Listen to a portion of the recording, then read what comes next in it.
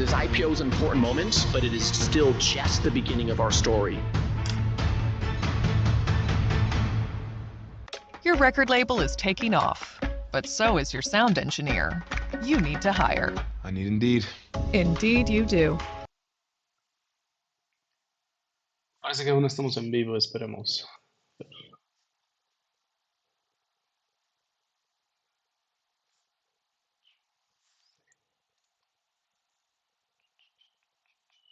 Listo, ya está. Buenos días, ¿cómo has todo? Vamos a ver la bolsa. Hoy es día especial. Parece que aún estamos en vivo, esperemos. Listo. Seguramente desde antes estaba en vivo, ¿no? Pero no lo marcaba. Vamos a ver la bolsa. Hoy es día especial porque va a ser el reporte. La reunión de la Reserva Federal, básicamente la decisión de la tasa de interés, de qué es lo que va a pasar. Ayer íbamos a ver Fed Watch, por el tiempo ya no lo vimos, pero la probabilidad es que no la muevan. Vamos a checar aquí. Ajajajaja. Bien. Ok, estoy buscando un dato, a ver.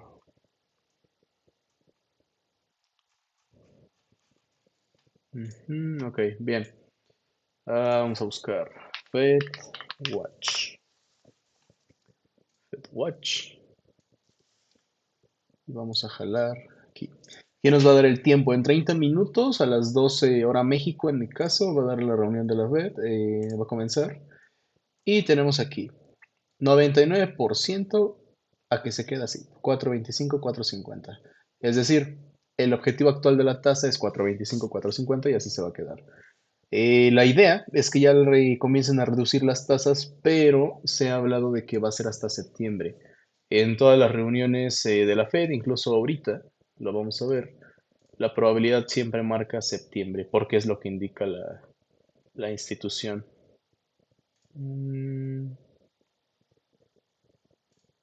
Ok.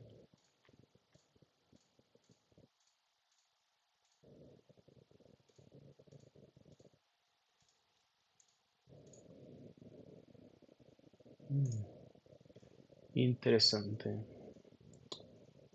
Entonces, pues ya está. Listo. Vamos a ver qué pasa aquí. Up the go broke dates for Medicare and Social Security's trust funds as a result of rising healthcare costs and new legislation affecting Social Security benefits. The expected date for those programs to run out of money to pay full benefits is now 2033 for Medicare's Hospital Insurance Trust Fund, a 3-year difference, and Social Security's funds are expected to run out in 2034, a full year earlier. Honda is recalling nearly 260,000 cars in the U.S. because the brakes might not work. According to federal regulators, the brake pedal can shift out of position and make it difficult to stop the cars. The recall affects some 2021 to 2025 models of the Acura, TLX, MDX, and Honda Pilots. And Homeland Security Secretary Kristi Noem was released from the hospital last night after suffering an allergic reaction. That's according to a statement from the department spokeswoman, who wrote that Noem was taken to the hospital out of an abundance of caution yesterday when she had a reaction at a D.C. area military base. Back over to you. Kate, you say the brakes may not work? Correct. That's what the recall's over. That's kind of a thing. It's like brakes. Big deal. It's yeah, especially in San Francisco. There's hills. Kate Rogers, thank you very much. All right, coming up, a first on CNBC interview with Senator Elizabeth Warren. Van a entrevistar a la senadora. Ella es la que decía la semana pasada que Goldman Sachs está haciendo ahí cosas turbias con capitales, que quién sabe qué. Pero bueno, lo importante ahorita es Tesla, la compra de Tesla. Se han estado comprando poco a poco las acciones conforme van abaratándose. Volatilidad también, hasta 51, 52 dólares está de maravilla, ahorita ya está en 54 y espero que siga subiendo. Fácil, como amaneció a los 54.87 o incluso toque los 55, está por verse. Hay rumores con que, bueno, no rumores. Ahorita salió Trump y dijo, pues es que me puedo aliar con Irán, Cada con 3 Israel, meses, los peces gordos de Wall Street o no. Entonces, pues va a depender, ¿no? ¿Qué más tenemos? Índices. Los índices son normales, es decir, vean, o sea, no hay gran movimiento, ninguno está superando, ¿qué les gusta? 1% más que el Russell, o sea, y es el Russell. En caso de que mantengan las tasas estables, Russell es quien debería subir ahí. Porque muchas empresas están con los préstamos, están apretadas con los préstamos. Cuando las tasas estaban altas, Russell o sea, bajaba muy fuerte, muy, muy fuerte. Y ahorita que conforme han ido bajando las tasas, pues el Russell se ha ido recuperando. Miren, chéquense esto. Vamos a ver las noticias así rápido. Mis noticias configuradas. Vamos a ponerle aquí. Y luego aquí. Y luego aquí. Nada importante. Predict Jerome Powell es ok. Coin. Chéquense esto. Adhiere checar los stablecoins y payments llamado Coinbase Payments. Es decir, va a ser como un PayPal. O sea, Coin está desarrollando un PayPal dentro de su plataforma. When it's affecting innovate this space and call the wrong. Mire, chéquense, menciona PayPal, Six Shop, Shopify y Apple. Pues van a necesitar innovar su espacio para competir contra Coin. PayPal, join this bill. Coinbase Payment for commerce platforms. Ok. Amazon owned some Bolsa robotaxi production ahead of first commercial launch en Las Vegas. En Las Vegas también, o sea, Google ya lanzó, o sea, Google desde cuándo tiene taxis autónomos en realidad y funcionan. Nada más que no sé por qué no explotan el proyecto. Amazon tiene la producción de los coches y pues Tesla tiene la inteligencia artificial y el software, ¿no? A ver qué sale de ahí. A ver, última caída de bolsa, han pasado más de 5 años. 2020, ¿cómo olvidarlo? Ok. Apple, ok. ¿Por qué la profesión?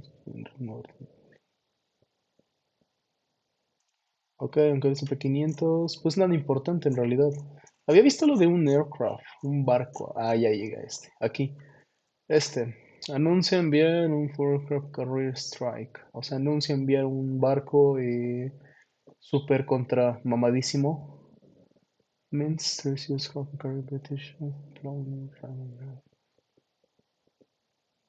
Sí, claro.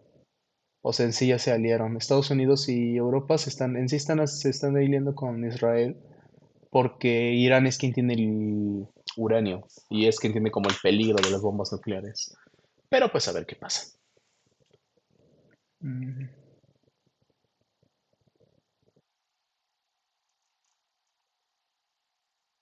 Mm, Google, Google, nada importante, nada importante. Entonces, básicamente este es mi resumen de noticias. En fin. Mm, Vamos a cerrar esto. Sigo esperando mi solicitud del SAT, no me han dicho nada, entonces a ver qué onda. Y pues mientras veamos esto. Three of them together means that Trump is really caught. If he lowers rates, that's good for the employment side, but not good for the inflation side. If he raises rates, obviously that's a problem on the employment side. So I think there's a real problem here. The Fed is getting boxed out by a chaotic president. And I want to talk a little bit about that because, of course, there were some concerns that Trump would potentially replace Powell before his term was up. Now, Trump has said he will not do that. But today he called Powell a stupid person. And he's talked about potentially nominating what some are calling a shadow chair. And I'm wondering, does that concern you? Could those things really undermine a lot of what Powell is trying to do in his independence? Well, Donald Trump has been trying to undermine Jerome Powell. And frankly, anybody else anywhere in Washington who doesn't just immediately bend a knee to Donald Trump. It's a particular problem with the Fed, and particularly at a time when Trump is creating so much economic chaos. We need a steady hand at the Fed. And what Donald Trump is trying to do through his words and sharp elbows is to try to make that hand as unsteady as possible. So it sounds like even though you've had some strong words for Powell in the past, at this point you're really trying to focus on letting him be independent, not really putting your finger on the scale in terms of whether we need a rate cut or not this time. Powell and I have different policy approaches on both monetary policy and on oversight of the giant financial institutions. We disagree, but I have never questioned the independence of the Fed. I will try to persuade the chairman by giving him arguments and showing him data, but the independence of the Fed is central to the strength of our economy. To undermine that would be to undermine all of America. I know for a while, too, you and Powell, you guys did not chat with each other. That's been reported. But we also know that from documents the Fed has released that you and Powell have had a number of individual one-on-one phone calls since the start of the year. I just wanted to ask what restarted that communication? And can you talk a little bit, when you are on the phone with Powell, what are the normal topics of conversation? So I don't talk about private conversations, but I can tell you that we are both committed to preserving the independence of the Fed. I don't think the chairman would mind my sharing that, since that's exactly what he says in public, and it's exactly what I say. We say the same thing in private. Is there something Congress can do to really make sure that independence is there? Is there a role? Well, we've already performed our role. We wrote the laws to preserve the independence of the Fed, but now the Republicans in the United States Senate are trying to undermine that. So, for example, they're trying to cut the salaries of people who work at the Fed as just one more angle in to try to bring the Fed to heel. And I just can't underscore this enough. Making the Fed more political, more dependent on Congress is not good ultimately for anyone. Whether you think interest rates should go up or down, it is not good to have a political Congress led by these Republicans and Donald Trump to try to get the Fed under its thumb. Índices andan muy lentos. Independent Fed. O sea, hace rato el SP500 estaba en 6001, hace como 40 minutos. Y o sea, algo está pasando. Entonces, será cuestión de que después de esto... estos días no he dormido bien, mi gato no me ha dejado dormir. Y no sé qué le pasa. Tengo sueño y estoy cansado, pero no importa. El SP500 hace rato estaba en 6001 y aquí en 5993, o sea, está cayendo, está disminuyendo su aumento. Entonces algo está pasando ahí. Y eso se va a desencadenar cuando sean las 12 del día. Inclusive ayer lo comentaba, o sea, cuando sea en la reunión del FED, algunos colegas de fondos no operan. No operan, esperan a que pase todo. De todas maneras, ahorita lo que pasó fue que, por ejemplo, Tesla se puso de pechito. Tesla aquí está. O sea, chéquense, o sea, estaba desde ayer. O sea, vean esto, o sea, 313, 314, o sea, ¿cuándo íbamos a ver eso, no? Esos precios estaban de maravilla. Ahorita ya es en 322, ya hay una ligera ganancia, pero no vamos a vender. Inclusive hasta cuando comenzó aquí se volvieron a comprar acciones y así se lleva. Hasta que pase el evento del robotaxi, que va a ser este domingo justo. Para el viernes evaluar si se venden o no. También está la volatilidad, ven que les dije, se compró aquí. O sea, yo opino que la volatilidad, comprarla en 51.52 está excelente, porque es su ritmo al que ha estado. O sea, podríamos dibujar una línea aquí o aquí y vean, entre los 50 y los 58, pero aquí está entre los 50 y entre los 55. O sea, son $5 y son $50. O sea, puedes comprar varios con cierta cantidad. ¿Qué más tenemos? Bitcoin corrigiéndose. Aunque en realidad deberían de estar saltando las cripto, porque cada vez más gobiernos están comprando Bitcoin como moneda de reserva. Entonces algo también está pasando ahí. Pero bueno, MicroStrategy cayendo, claro. Tal vez sería bueno comprar una de MicroStrategy, pero ya liquidez también, tenemos que pensar en eso.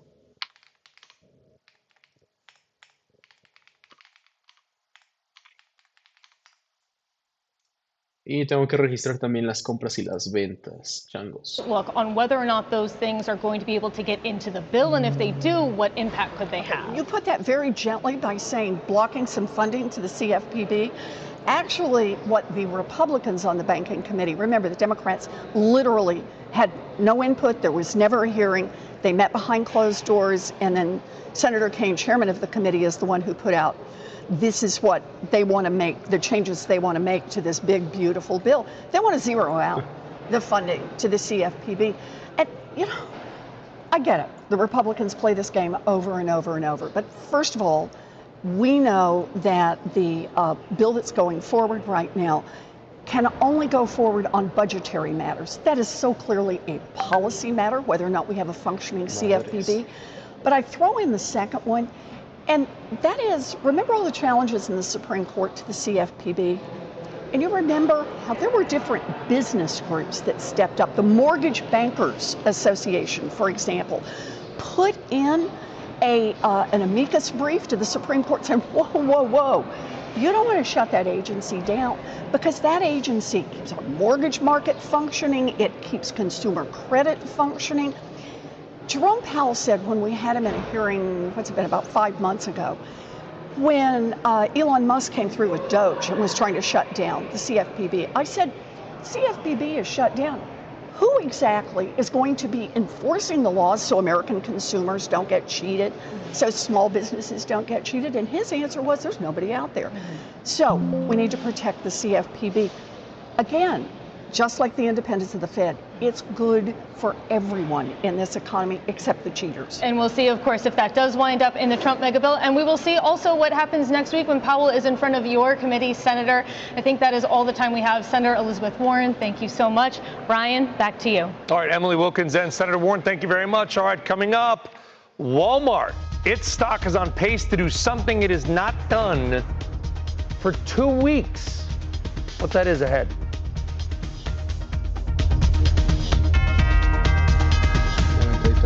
La mínima.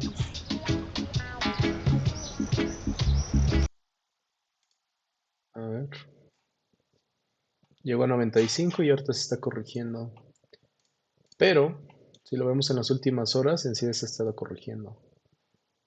$100 a 93. Para todo este tramo que ha pasado todos estos días, o sea, es fácil, semana y media, es muy poco cambio. Entonces, por lo general, son aburridas. O sea, no son malas, pero sí llegan a ser un poco aburridas ese tipo de movimientos. Por Dios. Another epic stock crash is coming for the markets based on 100 years of data. Vamos a buscar a Charles Schwab. Nope. Money Best. Vamos acá a Charles Schwab. Aquí estamos.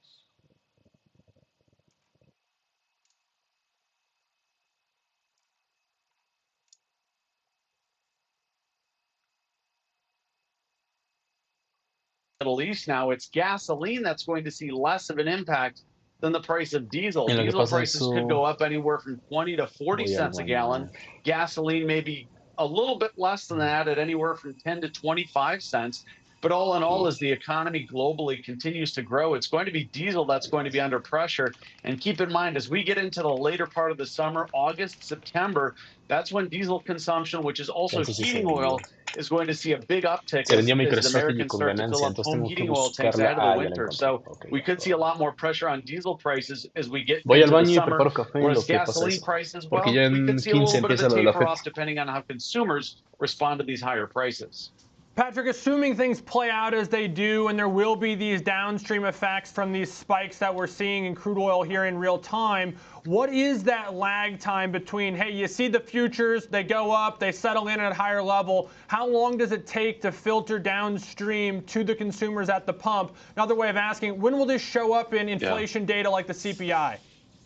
Well, inflation data, inflation data is arguably a little slower to move. Now, when it's going to start showing at the pump, in theory, when we see an 8% jump like we did last Friday in the price of WTI, those are futures markets, but spot markets also move in tandem with futures most of the time, right? They're directly connected. If oil futures shoot up, so do spot prices. And essentially, those big jumps that we see on the market today will become active on the secondary market when stations are filling those tanker trunks that you see.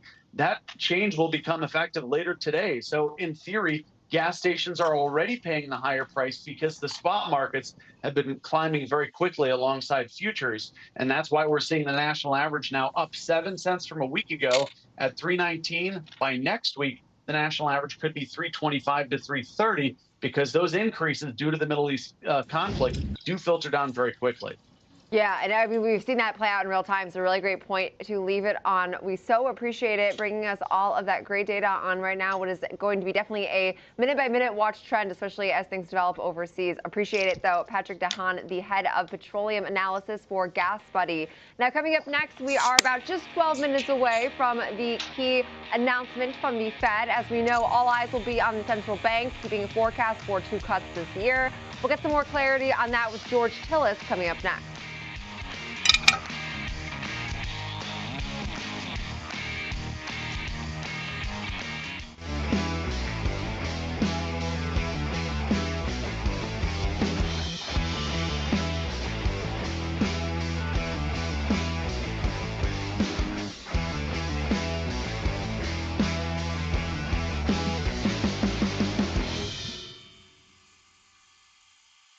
Trading at Schwab is now powered by Ameritrade, giving traders even more ways to sharpen their skills with tailored education. Get an expanding library filled with new online videos, webcasts, articles, courses, and more. All crafted just for traders. And with guided learning paths, stacked with content curated to fit your unique goals, you can spend less time searching and more time learning. Trade brilliantly with Schwab. I'm Nicole Petalides, host of Trading 360 and The Watch List, live on the floor of the New York Stock Exchange, where we bring you breaking news, experts, CEOs, influencers, and analysts. It's all available on Schwab Network.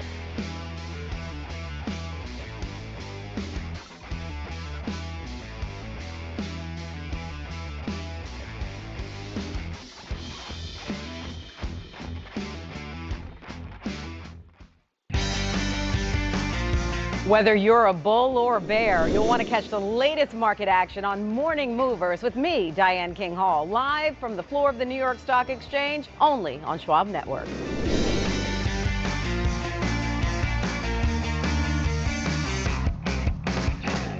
Download the Schwab Network app and join in on the latest market trends. Anytime, anywhere, on any device for free. Schwab Network.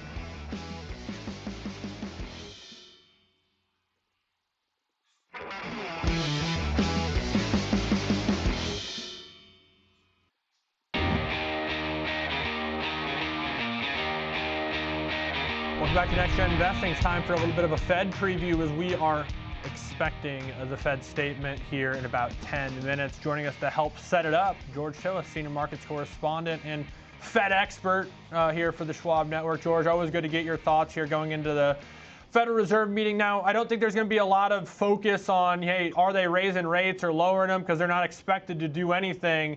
But we get the SEP. And anytime we hear from Jerome Powell, especially in a official capacity like this, it's been known to move the market. So talk to us about what you're expecting and what we should be looking for.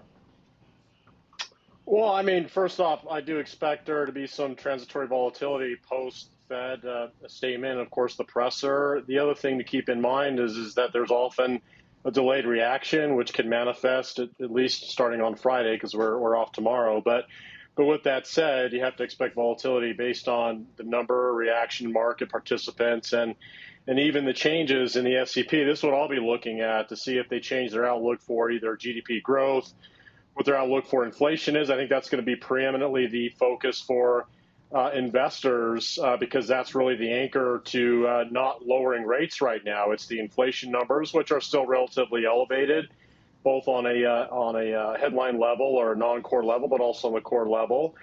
But I think, this notion of, changing outlook or changing tone, perhaps Jerome Powell, based on some of the political pressure he's facing, changes his tone slightly, but he also might just draw a hard line and say, no, I'm going to stay committed towards, their data dependency, which is, inflation is still elevated, so we're going to maintain federal funds rate, which is elevated. And you have to keep in mind that we're in a different environment now the environment that we've been in basically lasted from the great financial crisis until inflation took off in late 2021. The environment we're in now is the traditional environment. Pre-financial crisis is where interest rates are above, on a nominal level, the inflation rate. So the Fed is keeping interest rates above inflation. That's the normal positive nominal rate that we have always in history, except for the time period between the financial crisis and 2021. So, I don't think the Fed is going to be a panacea to those who are looking for some relief, particularly consumers of long duration assets like houses, automobiles, and so forth.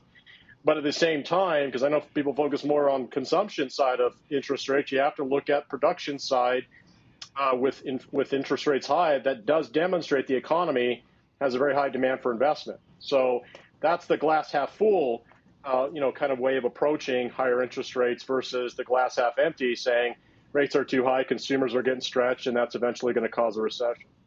So, George, based on some of this hard data that we oftentimes key on, of course, like CPI, PPI have come in better than feared. A lot has pointed to the fact that things, economically speaking, are better than perhaps the Fed has let on. So, will we see a maybe more remorseful sign of Jerome Powell? Will we see a Fed that says, hey, maybe we got some things wrong? Or is that just not historically the narrative that the Fed could follow here?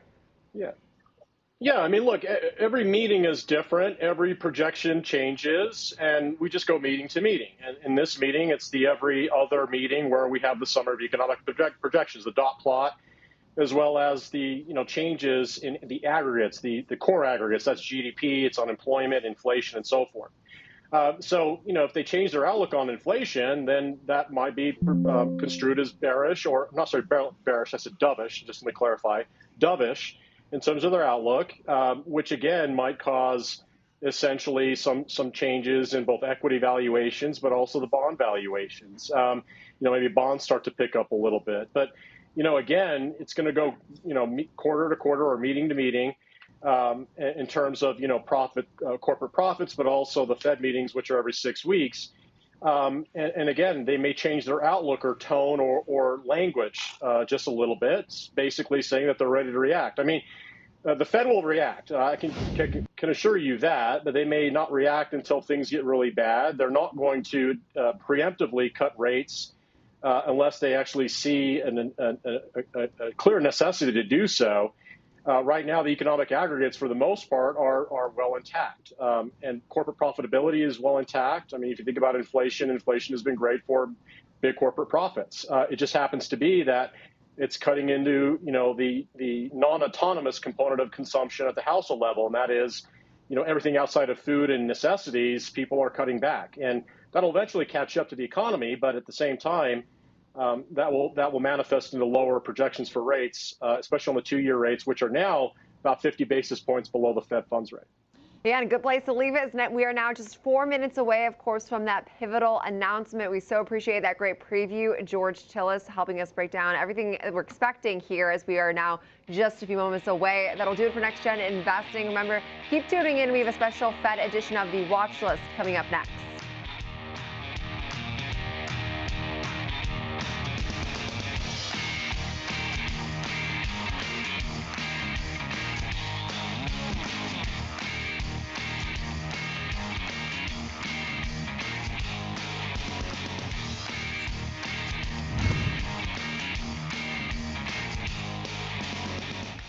Schwab Bank Investor Checking, the checking account built for investors. Named highest in client satisfaction by J.D. Power for 6 years in a row. With Investor Checking, you get the award-winning features of our checking account, plus cash management solutions, all designed for investors like you. With unlimited ATM fee rebates for cash withdrawals worldwide, no overdraft fees, and enhanced security. Bien, solo esperemos. Faltan 3 minutos, así que seguramente después de esos comerciales va a empezar. Así que solo esperemos.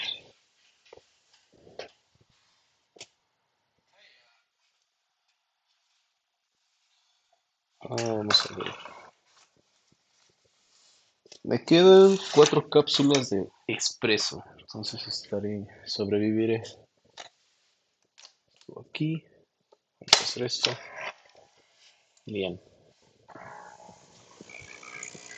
No sé si no he checado si en los directos se escucha la máquina, pero a ver qué pasa.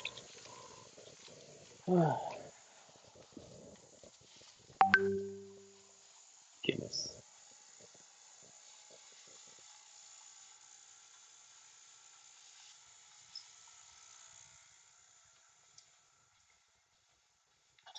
Aparte hace mucho frío, voy a necesitar algo extra. Extra.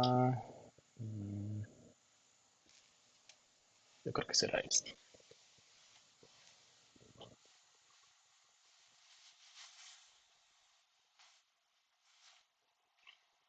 Con eso de que va a llover a las, ¿qué? A las 3 de la tarde, 2, 3 de la tarde, igual que antier. Vamos a cerrar esto. Sí.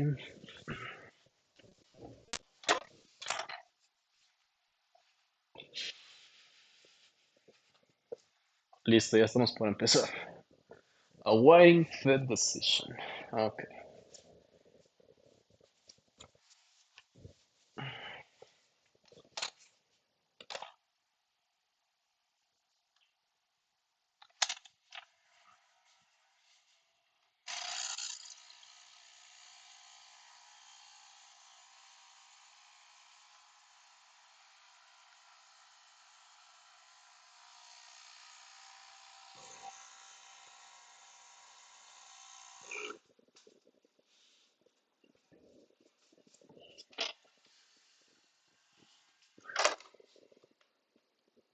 Listo.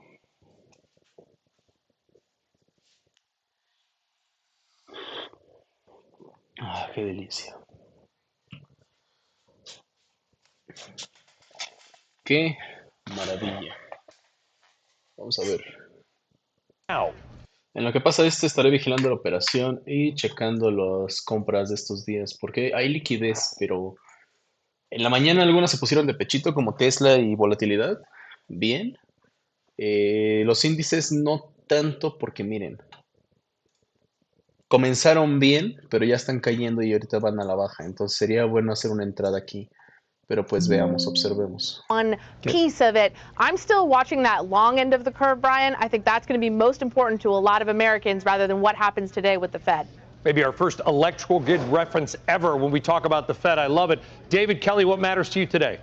Well, I think their forecast. I think it's going to be a bit of a stagflationary move. I think they're going to expect slower growth and higher inflation. And my big question is, does that mean that they move one of the rate cuts, the 2 rate cuts they have this year, one of them into 2026? I think that's what the market will be watching. Jim Karen, what matters to you? Well, for me, it's a baseline compared to March. Look, the unemployment rate or the forecast for 2025 from the Fed, the unemployment rate was 4.4. Right now it's 4.2. The inflation rate that the Fed is expecting for 2025 for core PCE is 2.8 from the last summary of economic projections. And right now it's about 2.5, 2.6. So to me, what matters is exactly what David's saying, is how they're going to change those forecasts off of the baseline of the last summary of economic projections that was released in March. And it may just be an error adjustment, but I don't see them doing too much different. I'm going to ask the entire panel to stick around because the decision is in about 15 to 20 seconds. And when Jim says some... Justo es lo que estaba buscando. Dije, a ver, si es tan bueno el día o si pinta tan bueno, vamos a buscar una señal. En todos los que acabo de checar que hice clic, este es el que confirma la señal que estaba buscando. Entonces solo esperemos. What they say is key. Let's find out what's going on. Steve Leisman, now. No change in the Federal Reserve funds rate, staying at a net level of 4.25% to 4.5%. Some really interesting stuff in the forecast. Let me tell you about the assessment of the economy first. They're saying the economy continues to expand at a solid pace. Unemployment remains low. Inflation is somewhat elevated.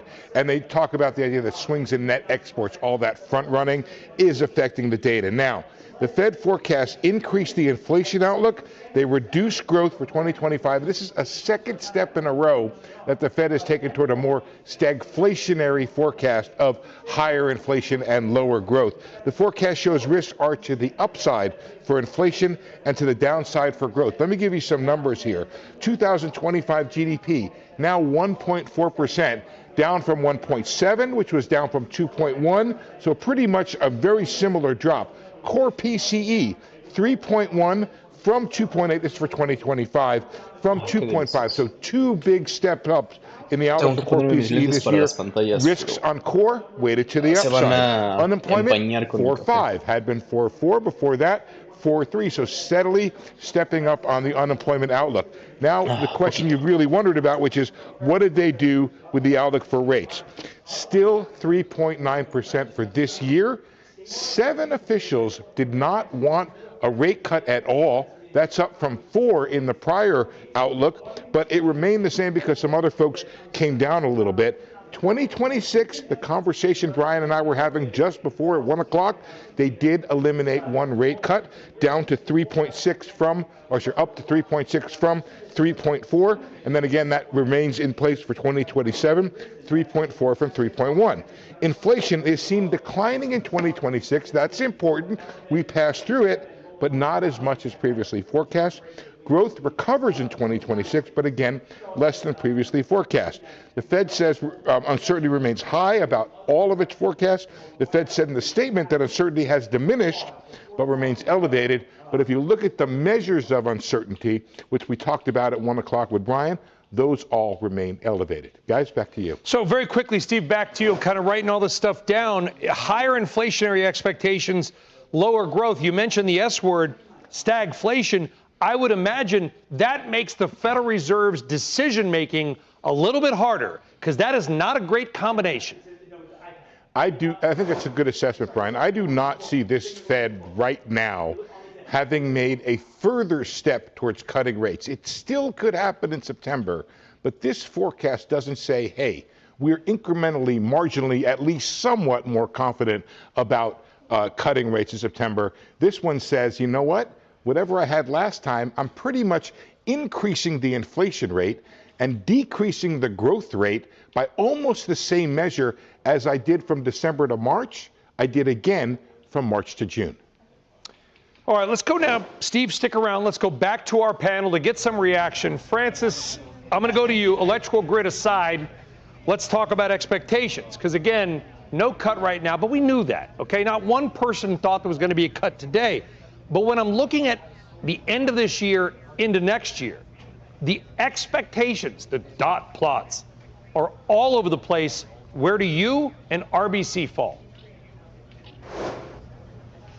Well, we expect the Fed to cut later this year, but look at the balance of shifts in these forecasts. We're going from stagflation light to maybe stagflation moderate, and this is going to be the story for the U.S. economy. Inflation is just slightly too hot for comfort. A 3 handle is a psychological level that matters, and we're coming in below on trend growth. And all of the news that has happened in the last 2, 4, 6, 8 weeks is going to push us towards even higher inflation forecasts and probably lower growth. That's going to continue to put tension on this dual mandate. So we're going to focus a lot on this SEP and what these forecasts mean. But Brian, next time they're going to change again, and my expectation is for an even higher inflation number and an even lower growth number. I'll go back to you quickly, Francis. Why do you think they're going to change again? Why are you so confident in that?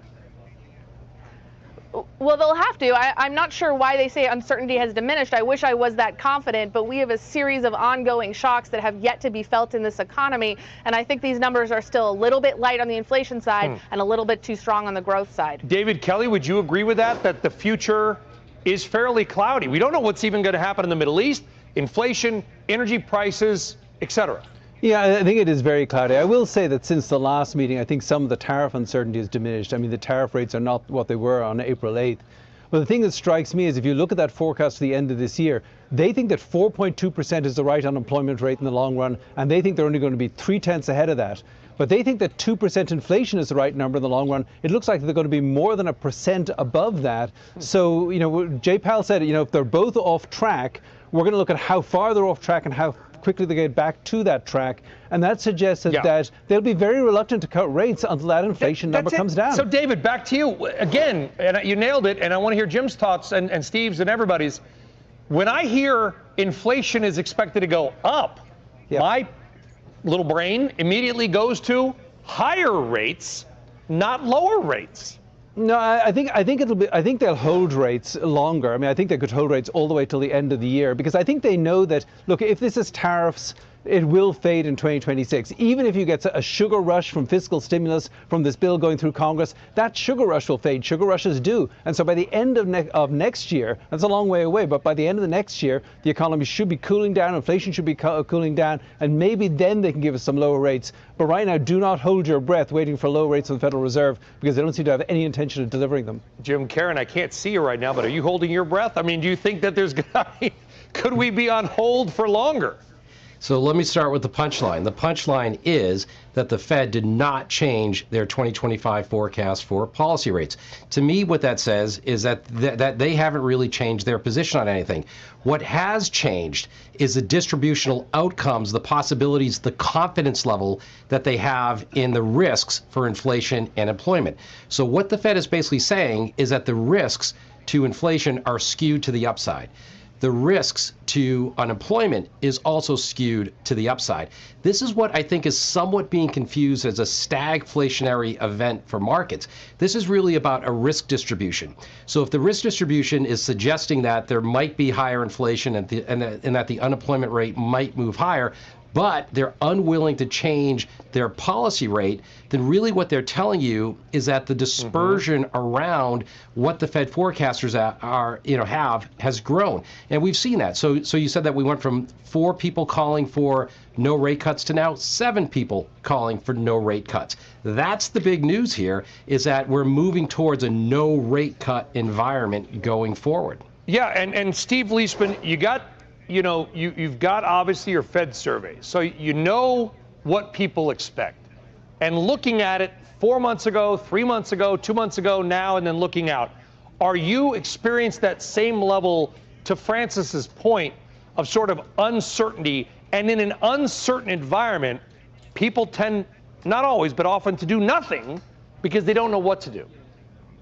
Yeah, a lot to unpack here. First of all, the Fed survey was spot on, Brian. I'll just point out we were at 390 for this year and 355 for next year. So that really gave people a heads up in that Fed survey of where people thought the Fed might be for 2026. And I agree, there is a massive dispersion around outcomes, but the median official is still on that 3.9 or 2 rate cuts. I think there's good news and bad news here. The first good news is that, well, I'll give you the bad news first. The bad news is the Fed clearly believes inflation is to come from tariffs. They do not believe, at least I guess the median official does not believe, that we're out of the woods on tariffs. The good news on that is they do expect the tariff inflationary impulse to pass through the economy into 2026. And maybe even enough sometime in the second half that there's more clarity that they can eventually cut rates. The point is, right now, they did not make that movement today, but I think the point that was made earlier is right. They still see themselves going that way. They just ain't in a particular hurry to get there. I love what Steve just said, Francis, because it reminded me that the tariffs are still a gigantic unknown. 2 months ago, that's pretty much all we talked about. Was tariffs. We're at the Port of Long Beach. What's going to happen? The president kind of walked those back. Now we're talking about Iran and Israel, Middle East, inflation, energy, and yet the tariff situation is still hanging out there. I just don't know if I was a voting member of the Fed, how I would have any visibility whatsoever, not just around the Middle East, but around tariffs and how countries react. Brian, I know this question is for Francis, but I want to just remind you of something. Do you remember at the last press conference, Powell challenged the reporter and said, "What would you write down?" But that's why we get paid the medium bucks, because we don't actually have to do anything. That's the beautiful part, Francis. We don't actually have to make decisions. You do. Brian, here's the thing. We know 2 things to be true. There's a lot we don't know. We don't. Y los bonos colapsando. Bien, gracias. Todos los bonos. 30, 10, 5 y 2 años. Mientras tanto, los índices están recuperando. Aquí lo vemos en vivo. Mientras que la volatilidad en teoría debería estar disminuyendo. Sí, miren, comienza, pero vamos a ver. True and fact. Second thing we know is it takes a few months for tariffs to work their way through. Inflation depends how much inventory is in the system, but we know this from history. So what do we know? There's a major trade shock. You're right, we don't talk about it enough, and it has yet to play out. But it's not just tariffs, Brian. We have a big energy shock that just happened in the last few days. When I take a first scan here, it feels like that's not even factoring into the story here, and it needs to. Yeah, well, because there's so much to focus on, we have a 4-hour show, Francis. Might be able to do it. We have like a half an hour. Very quickly, final comments from David and Jim as well. David and Jim, same question to both of you. ¿Qué pasó? Nah, come on. Que acá en teoría debería estar lo mismo, pero... Meh.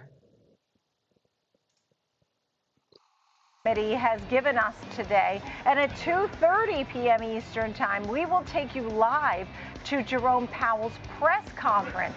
Very important to listen to the language and, of course, that Q&A where anything can happen. Right here on Schwab Network. We'll be right back.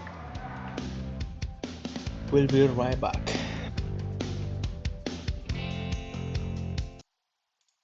Valió. Curiosamente ya son varias veces que va a ser la reunión de la Reserva Federal y se me cae la CNBC. Como si todos la estuvieran viendo o no sé, o como si cerraran el sitio, yo qué sé. Pero sí, miren, se congeló. Entonces vemos este. Series breaks down different charting techniques like trend analysis, price patterns, moving averages, oscillators, and much more. Best of all, you can ask questions directly to an education coach. It's interactive learning at its finest. Tune in live or on demand. Head over to schwab.com/coaching and start learning today. Equity forecasters and even for where policy rates may actually end up being. So I think the boat is heavily tilted to the downside in risks, and I don't think that there's enough weight on the upside. And we want to play this in a balanced way, so diversifying a portfolio and repositioning ourselves to account for that is going to be very important. Well, I know a lot of people have Steve Leisman because they've been investing in Europe where we've had a lot of rate cuts. I know the president's talked about that. Very quickly, cherry on top, this whole thing, I know you got to go into lockout, is the big takeaway, at least until we hear from Jay Powell, is the big takeaway that we are likely to go longer without rate cuts, or did I miss something? Well, I was just interested in Jim's use of the word these tariffs will pass. I was like, pass how? Like a kidney stone or a sailboat on a quiet summer night? I was thinking gas, but actually, that's where my mind goes. So I think there's two ways this could happen. I think Jim is right. Eventually, the market will have enough information to price this in and put a price on it. There is maybe an upside that I haven't mentioned here, which is that if the inflation forecast is 3.1 on core CPI, or core PCE, but the Fed is still forecasting the 2 rate cuts, does it tell us there's more tolerance by the Fed to still cut rates amid higher inflation?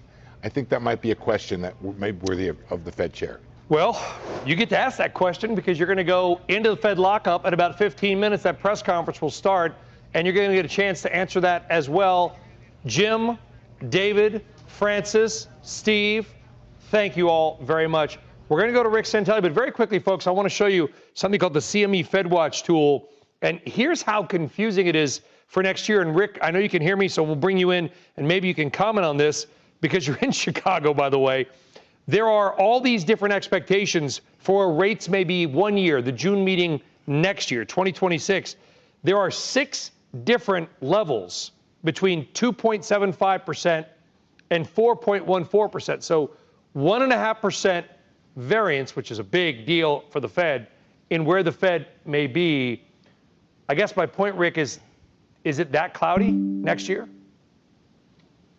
You know, I don't think it's that cloudy because I think that the weather projections are never very accurate. Just think about the past. How many rate cuts were built in? How few are built in now? In the end, I love our Chicago products, and I think it's interesting to know what investors think is happening down the road. But to think that the accuracy of anything in the Fed fund futures or option world that far in advance has a high degree of accuracy, well, it doesn't. It's only accurate given the inputs that we currently know. So I think it's always nice to know what investors are thinking, but I wouldn't look to that to be any sort of reality. I think the reality is that the markets, as Jim Caron said, you know, maybe we're going to pass this by. I'll tell you what's passing by. Many people's 401ks are passing by golden opportunities. Look what the market has voiced over the last month with regard to equities and interest rates. And just today, if you look at the moves in the market, 2-year yields are a bit lower, but they're coming back. Only a couple basis points.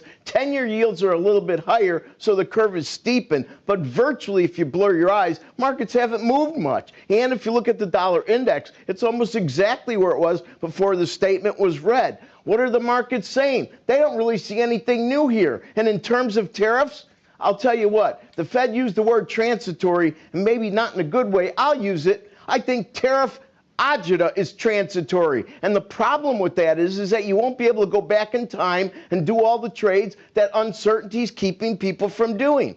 I don't know if the future's ever been very certain, but I could tell you this, that the opportunities in many markets remain large because the uncertainties kept so many players on the sideline.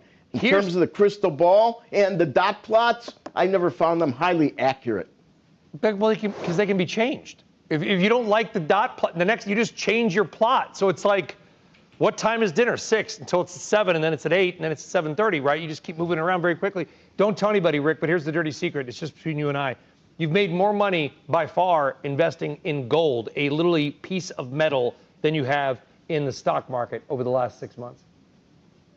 Yep, but there's another way to look at it. If you haven't done gold and you haven't done the stock market, you haven't made much money.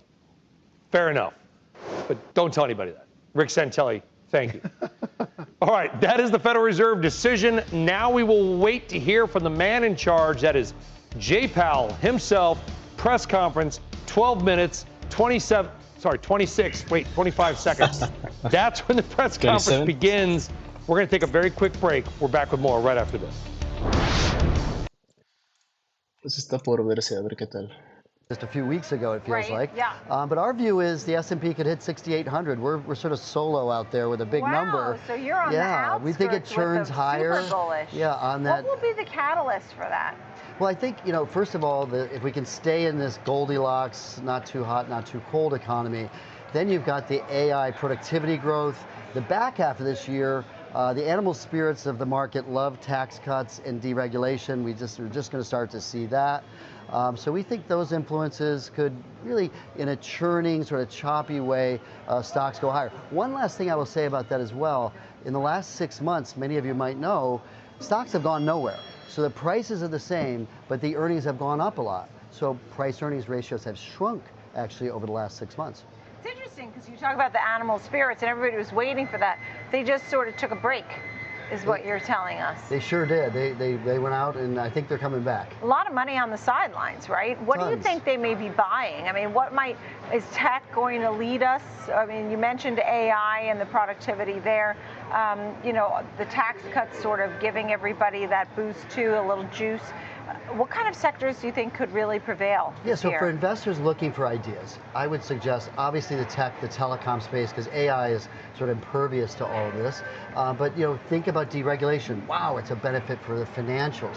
If the economy is not growing too fast, healthcare, consumer staples like Costco or McKesson. And don't forget to be a global investor. Gosh, the economies over there are more robust with bigger fiscal spending and better monetary policy. That's why those foreign markets have done better than the U.S.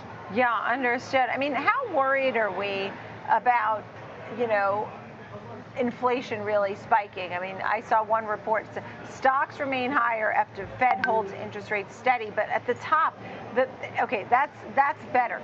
The headline that came on my phone was the Fed just jacked up its inflation outlook. It seemed more dramatic than what the Fed's even saying. It's more dramatic than what the data suggests. I mean, the CPI number last week was better than expected on the downside. So I think that's the boogeyman in this market that might scare people away from being invested, which is a big mistake.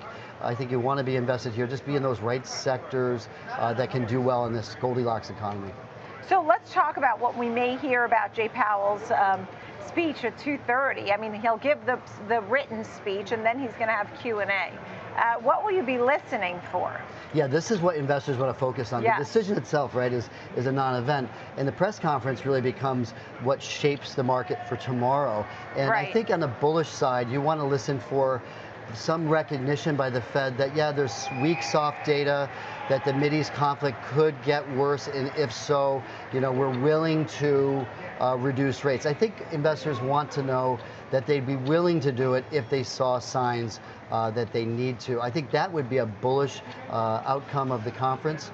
I think a bearish outcome, which we always want to look at both sides, is that they sort of ignore some of that data in the Mideast conflict and sort of just say we're going to only focus on inflation and we're going to keep money tighter than it should be. I don't think the market will respond well to that. Yeah, and you see lower rates in this back half of the year, right? We do. We think the Fed is part of it. We think they're going to end up cutting, even if they didn't suggest so today.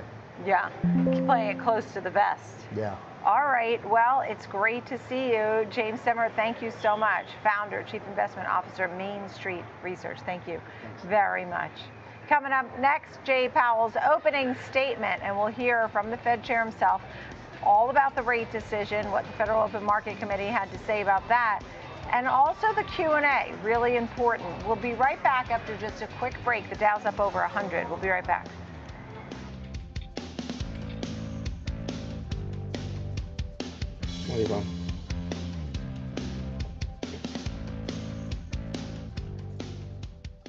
Trading at Schwab is now powered by Ameritrade, unlocking the power of think or swim, the award-winning trading platforms. Bring your trades into focus on Thinkorswim desktop with robust charting and analysis tools, including over 400 technical studies. Tailor the platforms to your unique needs with nearly endless customization, and track market trends with up-to-the-minute news and insights. Trade brilliantly with Schwab. Trading the trending names every day. I'm Tom White, host of Fast Market, ready for you, ready to go at 12 p.m. Eastern on the Schwab Network. Trading at Schwab is now powered by Ameritrade, giving traders even more ways to sharpen their skills with tailored education. Get an expanding library filled with new online videos, webcasts, articles, courses, and more. All crafted just for traders. And with guided learning paths, stacked with content curated to fit your unique goals. You can spend less time searching and more time learning. Trade brilliantly with Schwab. Whether you're an experienced investor or just getting started, Charles Schwab offers a webcast that's right for you. The Platforms and Tools webcasts are designed to help you broaden your knowledge of platform features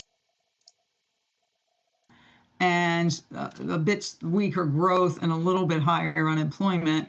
And they need to do what they have to do, as the chair has been telling everyone, to make sure that inflation and inflation expectations remain anchored. So even though they may look through the price increases that come from tariffs, there's no compelling reason for them to make a change now in the policy rate with the economy performing pretty well. And there's still uncertainty about the second half. So I think they made the right move today by doing nothing with the funds rate. And I think the hold and see until they get a little more clarity. As one of your guests had said, we also have the budget bill working its way through Congress, and that'll be part of the outlook as well. So I know you were talking, Brian, they can just change the those dots whenever they want. You were the one making the plots, the dots on the plots. Right, but remember, we change them. Any forecaster will change them based on incoming information and how that informs their outlook. So I don't think it's a bad thing that the forecasts are responding to incoming economic data. I think that's a good thing. And I think it's the change from one SEP to another that's very informative. And I think today we got informed that, the bulk of the committee is thinking that we're going to need a slightly more restrictive policy stance than they had thought at the time of the March meeting. I think that's very clear in this. And I don't this SEP. I agree. I mean, you change your forecast for anything based on your known information at the time, right? My flight will land at 4 p.m. then it's delayed because you chose to fly out of Newark, sadly. So you got to call and say, well, I'm going to be delayed. I'll land at 6. You change your expectation based on what you have at the time. I guess my point, Loretta, was when I look at the CME's FedWatch tool for next year, I see 6 different expectations, all within a relatively similar band, variance a little bit, of ideas. These are some of the smartest like you economists in the world. And I guess my point is there doesn't seem to be a lot of visibility to next year. Well, I think that underscores what the chair has been saying, which is there's a lot of uncertainty still here. But when you're doing this kind of policy making, you're doing 2 things. You want to minimize the risk that you're going to make a policy mistake. And you also want to minimize the cost of any policy mistake you might make. So right now, it's not that costly to hold, right? Yeah. The economy is doing well. The unemployment rate is low. Growth in employment is holding up pretty well. It's moderated, but that was to be expected, right? And even the latest inflation news is pretty people that are watching. So with that environment, you don't have to move right now, but you got to be prepared if the economy changes in the second half to be able to respond. And I think they are in a position to be able to respond once they see how the economy is evolving. And before this, I know there's a July meeting, but think about the next September meeting where we're going to get SEPs. You're going to also have a lot more economic data coming in. Well, the bond market, somebody said earlier in the show, they don't buy barrels of oil, Loretta, but they use gasoline. I thought that was well said because most of our viewers and listeners, they're not trading interest rate futures, but they might want to buy a home. And they're watching mortgage rates. And the bond market already did move. No, that's true. But also think about the way people's expectations about future inflation are formulated. The gasoline price is one of those prices that really matter in terms of inflation expectations. So what I expect to hear in Jay's press conference today is that the Fed is still, very focused on making sure that it does policy that will actually support that anchoring of inflation expectations. And I think that's part of what they're doing with this hold and see strategy. Loretta Mester, we're sure glad you're on our team. CNBC contributor, super smart. Thank you. Thanks, Brian. Thank you very much. All right, let's bring in now our senior markets commentator, Michael Santoli, as we await Jay Powell. Is it Mike? We got an empty podium, but soon to be filled by Jay Powell. Is there anything the market wants that podium and the person behind it to say? I think the market always wants the Fed chair to convey a sense of flexibility and willingness to move relatively quickly in response to data, in particular if the economy does weaken from here. I'm also interested to hear how Chair Powell characterizes the summary of economic projections, the dot plot, because there are times when he says, he tries to dismiss it. We just write this stuff on a piece of paper. It's not an authoritative plan or outlook. It's not definitive guidance. And there are some times when he kind of leans back on it and says, look, the committee is not prepared to work yet. It's interesting that you have very few members below the median in terms of rate cuts. In other words, who think there could be more than 2 rate cuts this year. And you have 9 members who think there could be none or 1. And so to me, the skew is the barrier is pretty high for cutting rates right here. An investor has to assume the Fed's kind of not part of the game for the next 3 months because you got an end of July meeting, you got Jackson Hole, then you're talking about September, which means good news for the economy is what you're rooting for. Good news is good news now. 20 seconds. Softball. How much does the Federal Reserve even matter right now? I don't think they matter a ton right now. It's market rates. It's like the longer term part of the Treasury curve. And because the Fed has intentionally taken itself to the sidelines and trying to make full use of this luxury of what they perceive as a luxury of patience right now, because they don't see any emergency on either side of their mandate. You can argue about that, but they don't see it. I would say the man behind the curtain, but he just came around the curtain. Federal Reserve Chair Jerome Powell. Good afternoon. My colleagues and I remain squarely focused on achieving our dual mandate goals of maximum employment and stable prices for the benefit of the American people. Despite elevated uncertainty, the economy is in a solid position.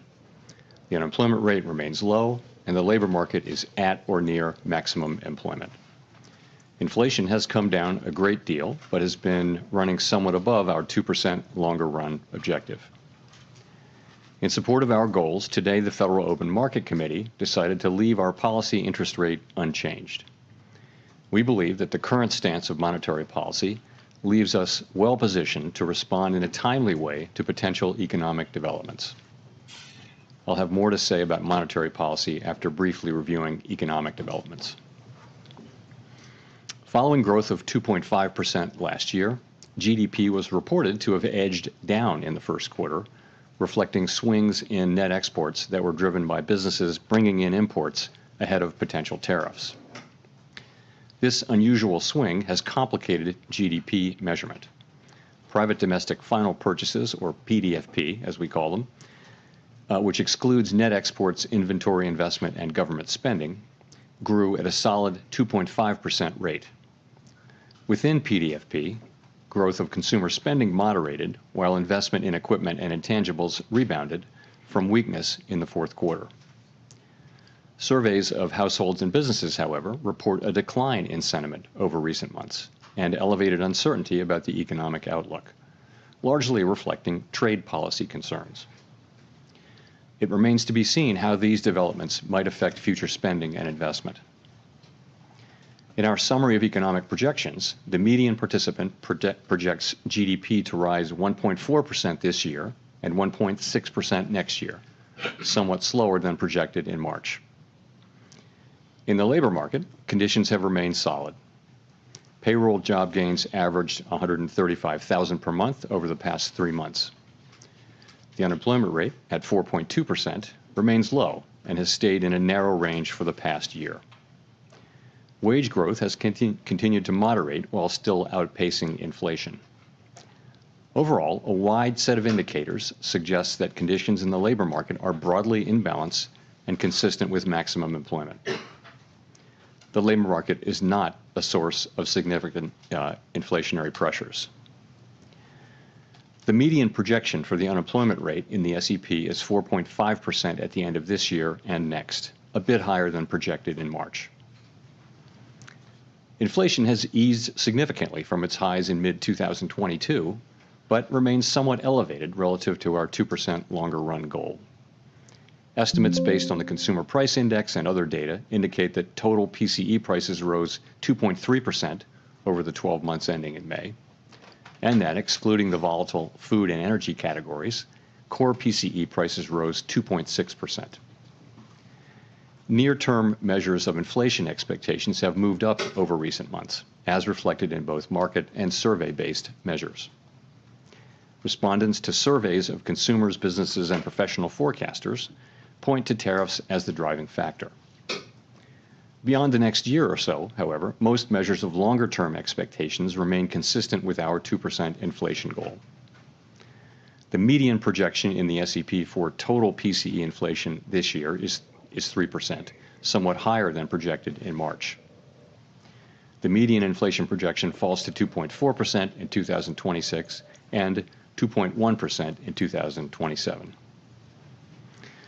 Our monetary policy actions are guided by our dual mandate to promote maximum employment and stable prices for the American people. At today's meeting, the committee decided to maintain the target range for the federal funds rate at 4.25% to 4.5% and to continue reducing the size of our balance sheet. We will continue to determine the appropriate stance of monetary policy based on the incoming data, the evolving outlook, and the balance of risks. Okay. Changes to trade, immigration, fiscal, and regulatory policies continue to evolve, and their effects on the economy remain uncertain. The effects of tariffs will depend, among other things, on their ultimate level. Expectations of that level, and thus of the related economic effects, reached a peak in April and have since declined. Even so, increases in tariffs this year are likely to push up prices and weigh on economic activity. The effects on inflation could be short-lived, reflecting a one-time shift in the price level. It's also possible that the inflationary effects could instead be more persistent. Avoiding that outcome will depend on the size of the tariff effects, on how long it takes for them to pass through fully into prices, and ultimately on keeping longer-term inflation expectations well anchored. Our obligation is to keep longer-term inflation expectations well anchored and to prevent a one-time increase in the price level from becoming an ongoing inflation problem. As we act to meet that obligation, we will balance our maximum employment and price stability mandates, keeping in mind that without price stability, we cannot achieve the long periods of strong labor market conditions that benefit all Americans. We may find ourselves in the challenging scenario in which our dual mandate goals are in tension. If that were to occur, we would consider how far the economy is from each goal and the potentially different time horizons over which those respective gaps would be anticipated to close. For the time being, we are well positioned to wait to learn more about the likely course of the economy before considering any adjustments to our policy stance. In our SEP, FOMC participants wrote down their individual assessments of an appropriate path for the federal funds rate based on what each participant judges to be the most likely scenario going forward. The median participant projects that the appropriate level of the federal funds rate will be 3.9% at the end of this year, the same as projected in March. The median projection declines to 3.6% at the end of next year and to 3.4% at the end of 2027, a little higher than the March projection. These individual forecasts are always subject to uncertainty, and as I've noted, uncertainty is unusually elevated. And of course, these projections are not a committee plan or decision. At this meeting, the committee continued its discussions as part of our 5-year review of our monetary policy framework. We focused on issues related to assessing the risks and uncertainties that are relevant for monetary policy and the potential implications for policy strategy and communications. Our review includes outreach and public events involving a wide range of parties, including Fed Listens events around the country and a research conference that we held last month. We are open to new ideas and critical feedback, and we will take on board lessons of the last 5 years in determining our findings. We intend to wrap up any modifications to our statement on longer-run goals and monetary policy strategy by late summer. After that, we will consider enhancements to our suite of communications tools, including the SEP. The Fed has been assigned 2 goals for monetary policy: maximum employment and stable prices. We remain committed to supporting maximum employment, bringing inflation sustainably to our 2% goal, and keeping longer-term inflation expectations well anchored. Our success in delivering on these goals matters to all Americans. We understand that our actions affect communities, families, and businesses across the country. Everything we do is in service to our public mission, and we at the Fed will do everything we can to achieve our maximum employment and price stability goals. Thank you. I look forward to your questions. Thank you. Colby Smith with the New York Times. To what extent has the more limited impact from tariffs at this stage on inflation changed your view on what the ultimate economic fallout will be from these policies and the timing of when they will materialize in the data? So we've had 3 months of favorable inflation readings since the high readings of January and February, and that's, of course, highly welcome news. Part of that just is that services, core services, both housing services and non-housing services, have really been grinding down toward levels that are consistent with 2% inflation. So that's the good news. We've had goods inflation just moving up a bit, and of course we expect, as you point out, we do expect to see more of that over the course of the summer. It takes some time for tariffs to work their way through the chain of distribution to the end consumer. A good example of that would be goods being sold at retailers today may have been imported several months ago before tariffs were imposed. So we're beginning to see some effects, and we do expect to see more of them over coming months. We do also see price increases in some of the relevant categories like personal computers and audiovisual equipment and things like that that are attributable to tariff increases. In addition, we look at surveys of businesses, and there are many of those, and you do see a range of things, but many companies do expect to put all or some or all of the effect of tariffs through to the next person in the chain, and ultimately to the consumer. Today, the amount of the amount of the tariff effects, the size of the tariff effects, their duration and the time it will take are all highly uncertain. So that is why we think the appropriate thing to do is to hold where we are as we learn more. And we think our policy stance is in a good place where we're well positioned to react to incoming developments. So in terms of how we should interpret the rate cuts penciled into the SEP, is this reflecting that there's this expectation that underlying inflation will just stay well enough contained that allows the committee to eventually move ahead with those cuts? Or is it about, responding to a deterioration in economic activity, let's say? I mean, how should we make sense of the forecast? So if you look at the forecast, you will see that people do generally expect inflation to move up and then to come back down. But we can't just assume that. Of course, we don't know that. And, our job is to make sure, one of our jobs is to make sure that a one-time increase in inflation doesn't turn into an inflation problem. And that, again, that will depend on the size of the effects, how long it takes for them to come in, and ultimately on keeping inflation expectations anchored. Hi, and thanks, Chairperson Howard Schneider with Reuters. If you look at the rate path starting in December to today and adjusted over the full time horizon you've got there, you've taken about a quarter point per year out of your projected path, and you end at a higher rate at end 2027 than you would have in the prior forecast. Is that a result of a sense that tariffs will lead to more persistent inflation? Is it a result of reassessments of where your short-term neutral rate is? Why are you on a slower path now? So I would focus most on the nearer term. As you get out to the later years, it's hard for anybody to know where the economy is going. You didn't see people moving their longer term, estimate of the neutral rate, for example, at this meeting. So and those things are probably slow moving. So I think if you look at what's happening here since March, this is since March, right? You see a little slower growth, just a tiny tick up, a 1/10 tick up in unemployment, and you see inflation moving up 0.3. And by the way, it was a similar move from the December SEP to the March. So that's what you see. You see the effects of tariffs. I think we learned in April, after the March meeting, that substantially higher tariffs were likely, and then since then, Mercados están subiendo, eso es bueno, así que lo están tomando bien. Still at an elevated level. So we're adapting in real time, and what you see is an accumulation of individual assessments. You say in the statement that risks have diminished on that front, but the July 9th, drop dead date for all the Liberation Day tariffs is still out there and unresolved. You've got now exchange of missiles between two Middle East adversaries with a possible U.S. involvement. How can you justify saying that risks have diminished? So what we said was that uncertainty uncertainty about the economic outlook has diminished but remains elevated. Many surveys say that they do. So and that's actually a line from the Teal book, which you can see in 5 years. Remember to check that.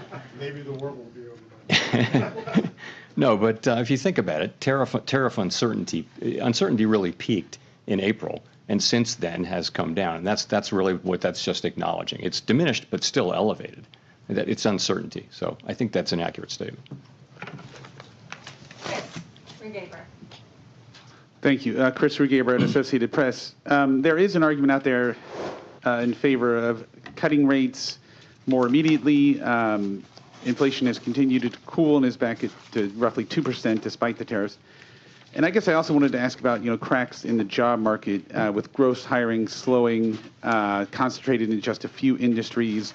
We've seen some housing data, including this morning, that has been pretty weak.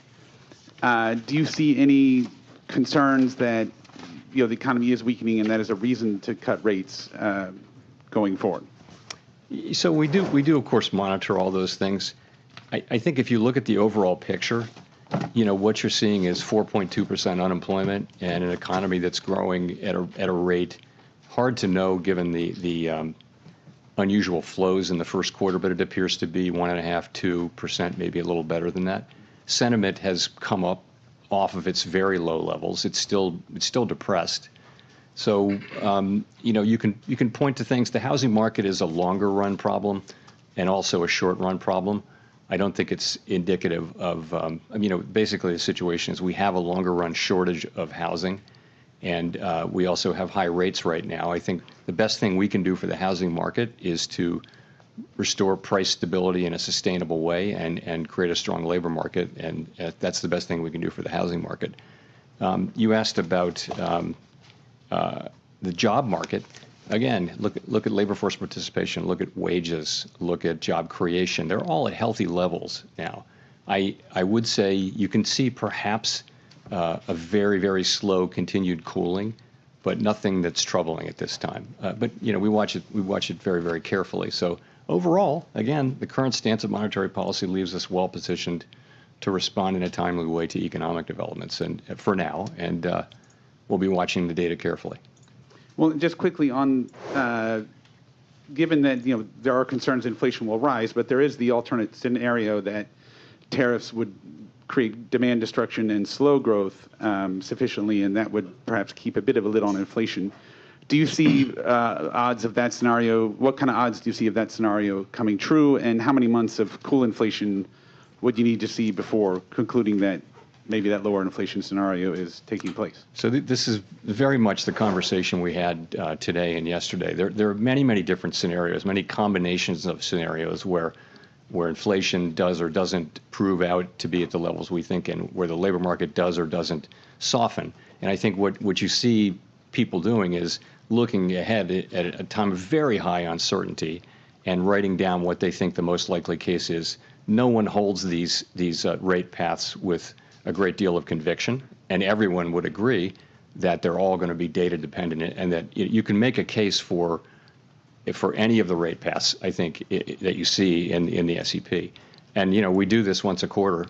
It's a hard thing to do particularly at this time, but it does reflect. If you see somebody writing down a rate path that involves cuts, that's them saying, yes, I think we will get to a place, more likely than not, where cuts will be appropriate. And it could be a joint probability of a number of possible outcomes.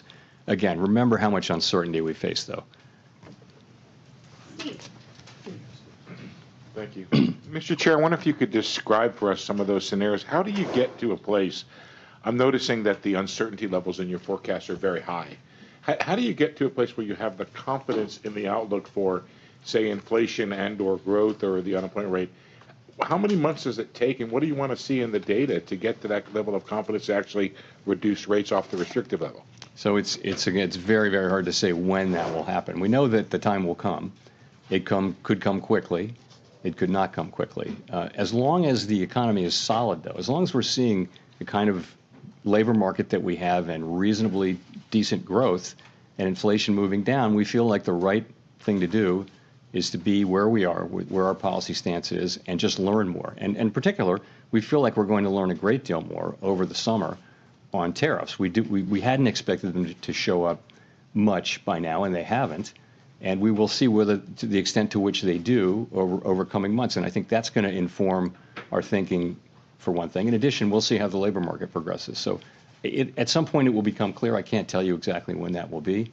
And meanwhile, we'll be watching the labor market very carefully for signs of weakness and strength, and tariffs for signs of what's going to happen there. And of course, there are many developments ahead. Even in the near term, developments are expected on tariffs. So I think we don't yet know with any confidence where they will settle out. We have an estimate, and I think all estimates are now pretty close together, but it's highly uncertain. When you say estimate of the impact of tariffs on the core PCE, is that what it is? And could you share that? What you start with is what's the effective tariff rate overall, and people are managing to that. But the pass-through of tariffs to consumer price inflation is a whole process that's very uncertain. As you know, there are many parties in that chain. There's the manufacturer, the exporter, the importer, the retailer, and the consumer. And each one of those is going to be trying not to be the one to pay for the tariff. But together, they will all pay for it together, or maybe one party will pay it all. But that process is very hard to predict. And we haven't been through a situation like this. And I think we have to be humble about our ability to forecast it. So that's why we need to see some actual data to make better decisions. We'd like to get some more data. And again, in the meantime, we can do that because the economy remains in solid condition.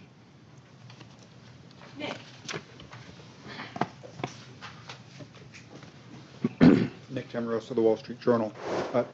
Chair Powell, I guess I'm wondering if you could explain a little bit more the divergence we see in the dot plot, particularly around the 2025 rate projections. I realize this is, you have one group of officials that are putting down. Siguen hablando de lo mismo, proyecciones del empleo, tasas de interés, qué es lo que nos espera por el futuro, pero la inflación puede bajar en el cuarto trimestre del 2025. Lo importante es ver cómo están cambiando los mercados en este mismo momento. Volatilidad bajando, está bien. Puede que suba al final, como en los últimos días le he hecho. Bitcoin se recuperó, ya está bajando. Ethereum igual. Tecnología subió, luego bajó. Es un día apático. O sea, no está teniendo gran efecto la Reserva Federal en los índices. The diversity of forecasts, and they do align with where. Estaba hace rato en 1.15, ya bajó. Entonces, going to be less no es la likely gran to be cosa. writing down, more cuts. But remember, as we see more data, we're going to learn more about where inflation is headed, and that means when it is time to look at resuming our normalization process, the differences you see should be smaller because we'll have seen actual data. Right now, it's just a forecast in a very foggy time. So that's the first part, is forecast. Secondly, people can look at the same data and they can evaluate the risks differently, as you know. And that includes, the risk of higher inflation, the risk that it'll be more persistent, the risk that the labor market will weaken. People are going to have different assessments of that risk. So that you put that in there too. So those are the two ways that the two things I think that drive these things. Remember though, as I mentioned earlier, with uncertainty as elevated as it is, no one holds these rate paths with a lot of conviction. So that's really where it is. It's a function of those things, and I think as the data come in, you should see those differences diminish. If I could follow up, you've said the policy is in a good place and that it's modestly restrictive. Given all the uncertainty you just talked about, tariff levels, uncertainty around the pass-through, is it price increases versus margin compression, some of the softness that Chris talked about in labor and housing, why wouldn't it be better to have rates at a more neutral setting as the economy heads into this period of very high uncertainty? So if you just look backward at the data, that's what you would say, but that's not. We have to be forward-looking, and the thing that every forecaster, every outside forecaster, and the Fed is saying is that we expect a meaningful amount of inflation to arrive in coming months, and we have to take that into account. So I think a backward-looking look would lead you to a neutral stance, but we can't. We have to look at that, and because the economy is still solid, we can take the time to actually see what's going to happen. There's a range of possibilities on how large the inflation effects and the other effects are going to be. So we'll make smarter and better decisions if we just wait a couple of months or however long it takes to get a sense of really what is going to be the pass-through of inflation and what's going to be the effects on spending and on hiring and all those things. Michael McKee from Bloomberg Radio and Television. Your friend down at 1600 Pennsylvania Avenue continues to lob insults in your direction, and I'm wondering, given now that the Supreme Court has maybe carved out the Fed from some of the legal implications of that, whether this is just noise that the markets and everybody should ignore until your term is up, or whether you worry that it could lead to more pressure on confidence on Wall Street, on consumers, about the outlook for the economy. Okay. From my standpoint, it's not complicated. What everyone on the FOMC wants is a good, solid American economy with strong labor market and price stability. That's what we want. We think our policy is well positioned right now to deliver that and to be able to respond in a timely way as the data lead us around. The economy's been resilient, and part of that is our stance. And again, we think we're in a good place on that to respond to significant economic developments. That's what matters. That is what matters to us. Pretty much that's all that matters to us. I need to ask, assuming you are not reappointed, would you stay on as governor when your term as chair ends? I'm not thinking about that. I'm thinking about this. Andrew. Thanks, Mr. Chairman. I guess with workplace raids picking up significantly, what kind of effect would that have on the labor market in the short term? With what picking up? Workplace raids. So you're asking immigration? Yeah. You know, I wouldn't want to speculate. One way to get at that from an economic standpoint, we of course don't comment on immigration policy. It's not ours to make or comment on. But what you see is an unemployment rate that has been really solid and at a low level, not really increasing. It's been in a good range and well within the range of mainstream estimates of maximum employment. And that means, like, part of that is that labor demand and labor supply are kind of moving down at the same rate. Labor demand is softening. You see that in job creation, but it's still kind of at a healthy level.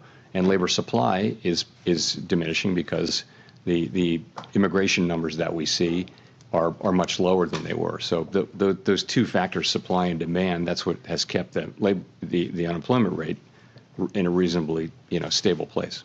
Okay, thanks. The other thing I wanted to follow up on is if you could elaborate on the potential changes to the SEP that you suggested were part of the framework review, I think. So the framework review really has two tracks, right? The first track is our policy framework that is. Están esperando más tarifas en verano. And announce it by the end of the summer. So we're well along in that process. We've had the meetings that we need to have, and we're now going to be going into, into discussions about specific changes to language. So that's the framework part of it. The second part of it is our communications tools and practices. And that. Más vale que estén comprando BXX porque los índices ya se están cayendo y BXX está subiendo. Entonces el riesgo va a aumentar, así que vamos por ello. We had a meeting where we talked at a high level about a number of ideas. The SEP is part of it. Many other ideas. It's sort of, how do we think our communications can be improved? There are a number of ideas. People offered a really, it was a great conversation, number of ideas, but we're going to look at those with staff briefing and a lot of thought in the fall. And I would say when it comes to changing communications, I would only support things really that only implement things that have very broad support. And also you want to be really careful because I think our communications are pretty well received. They're not broken. So more is not necessarily better, but better is better. So we're going to be looking at ways to do things that will improve the clarity of what we do for the benefit of the public.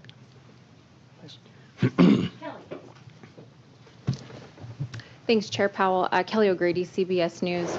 You're famously known as the guy that makes decision based on data instead of speculation. You've said today the inflation data is in a good place. We don't know how tariffs are going to impact prices going forward. That's uncertain.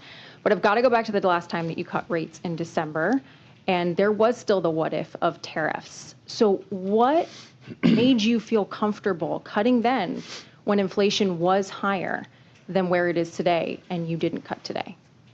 Well, the forecast for inflation in December was 2.5%. Core PCE for 2025, the forecast was 2.5%, which is a good inflation forecast.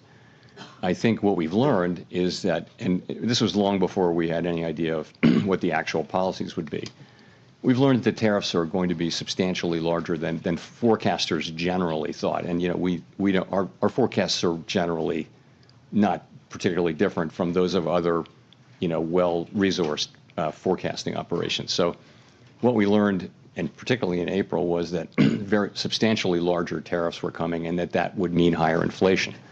That's what happened. And so you saw 2.5% forecast in December, you saw 2.8% in March, and you see 3.1% now. So it's 0.6 higher inflation for 2025, and that's a big part of the change, and that's due to the effects of the tariffs that are, we don't know where they're going to land, but it's pretty apparent they're going to land higher than outside forecasters were really guessing at the end of last year.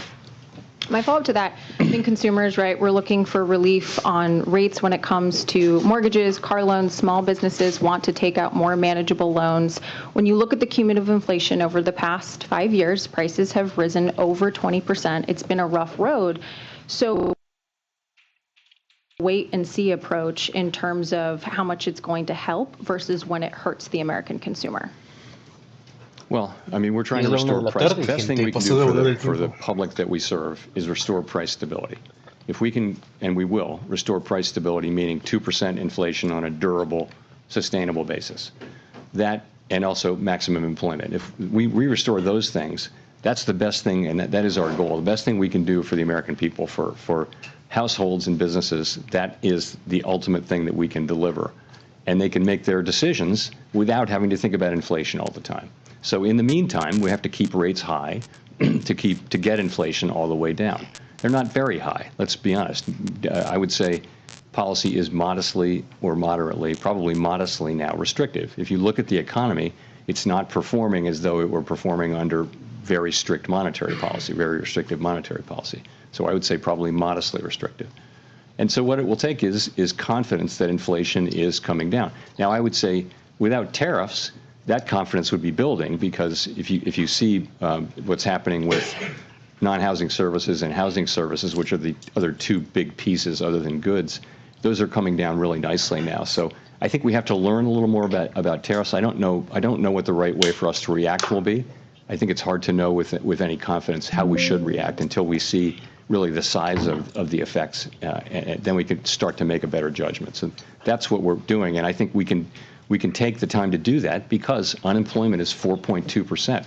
Wages are moving up. Real wages are moving up at a healthy clip now, and inflation is 2.3% headline inflation over a 12-month basis. So it's a good economy and a solid economy with decent growth.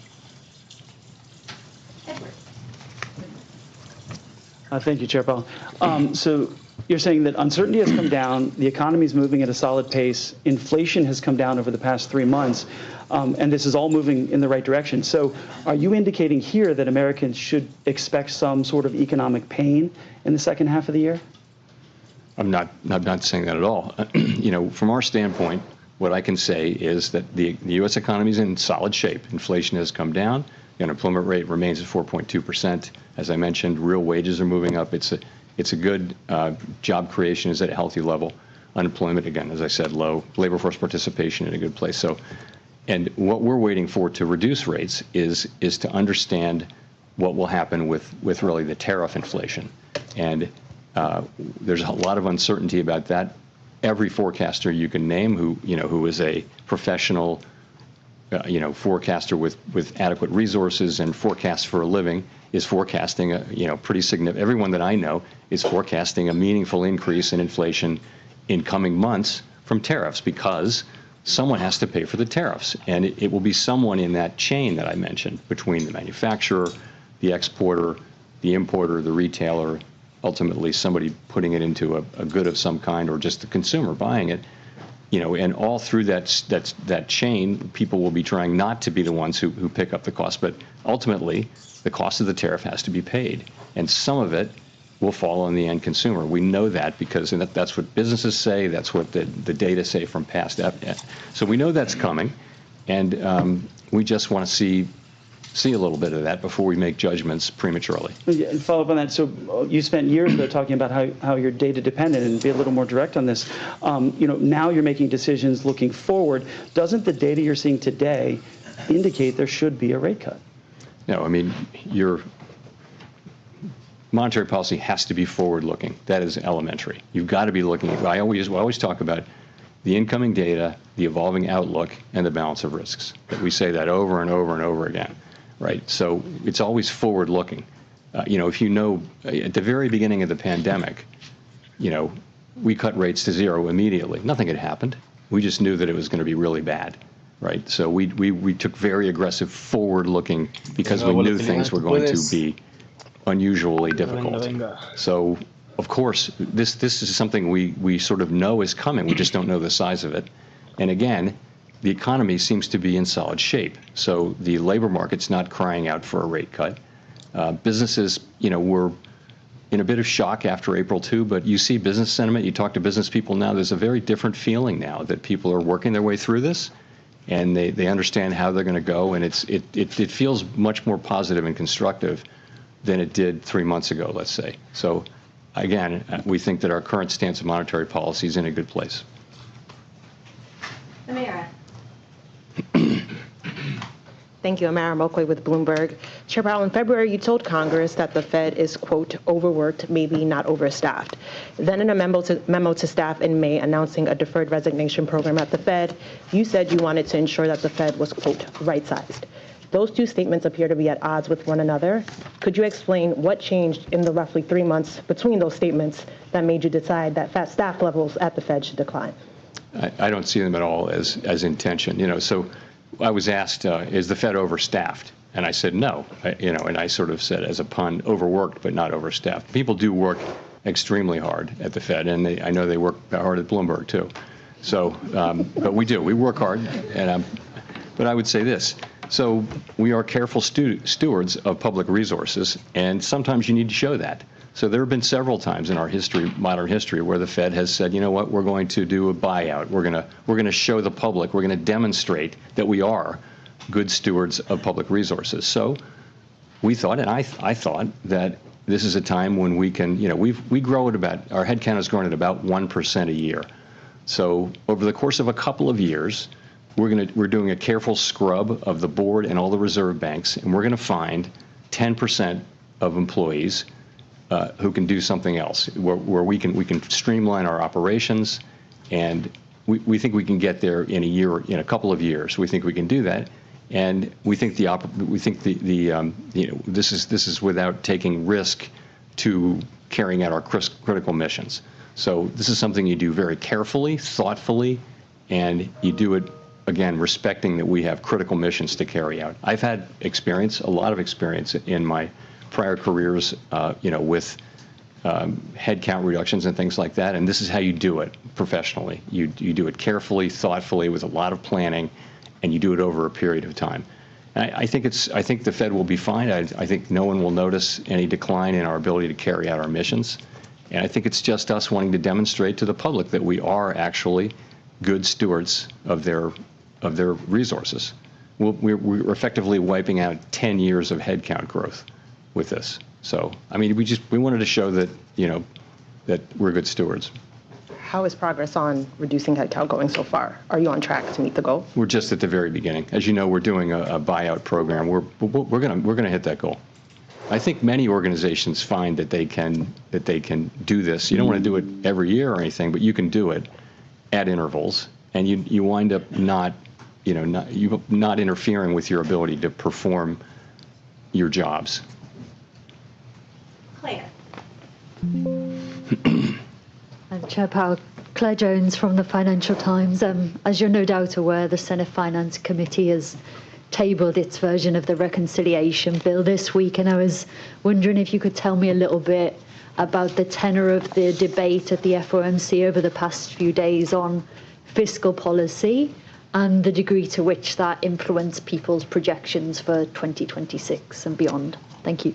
Yeah, so we don't sit around and debate or really discuss. We take fiscal policy as fully exogenous, and so we actually really didn't talk about the bill or the contents of it.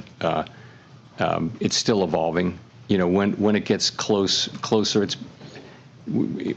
remember also we have a very, very large economy, and that the effects will be at the margin. I expect that they may already be in, but they will be in by the next meeting. We'll make an estimate, but it's not a major thing. It's nothing that we discuss. It may have been mentioned a couple of times, but as something that's coming in. But I think the outcome is, we don't know the outcome yet there, so hard to be real specific. Neil. Thanks, Chair Powell. Neil Irwin with Axios. There have been some cutbacks in economic statistics collection in the last few weeks, and worries that long-running problems around funding and response rates may be getting worse. How much is this concern on your radar? How much confidence do you have that the gauges you're watching to assess the economy are reliable right now? Two things. One, the data we get right now, we can do our jobs. I'm not concerned that we can't do our jobs. That's not the point. The point really is that we are starting to see layoffs and important gatherers of data are saying that they're having to cut back on the size of their surveys. That's going to lead to more volatility in the surveys. I think we should take a step back and, from our standpoint, and I think the standpoint of businesses and governments and everyone, having really good data on the state of the economy at any given time is a huge public good. It helps, it not just doesn't help the Fed, it helps the government, it helps Congress, it helps the executive branch. More importantly, really, it helps businesses. They need to know what's going on in the economy. The United States has been a leader for many, many years in this whole project of measuring and understanding what's happening in our very large and dynamic economy. And I hate to see us cutting back on that, because it is a real benefit to the general public that people in all kinds of jobs have the best possible understanding of what's happening in the economy and hence what's likely to happen. It's very hard to measure what's going on in the U.S. economy. If you read, there was a book called, it's really remarkable how many things you need to understand to estimate U.S. GDP. Very, very difficult, and it's so important that we get it right. I just would say it's not a place to I would want to keep investing in that, for the good of the general public. Victoria.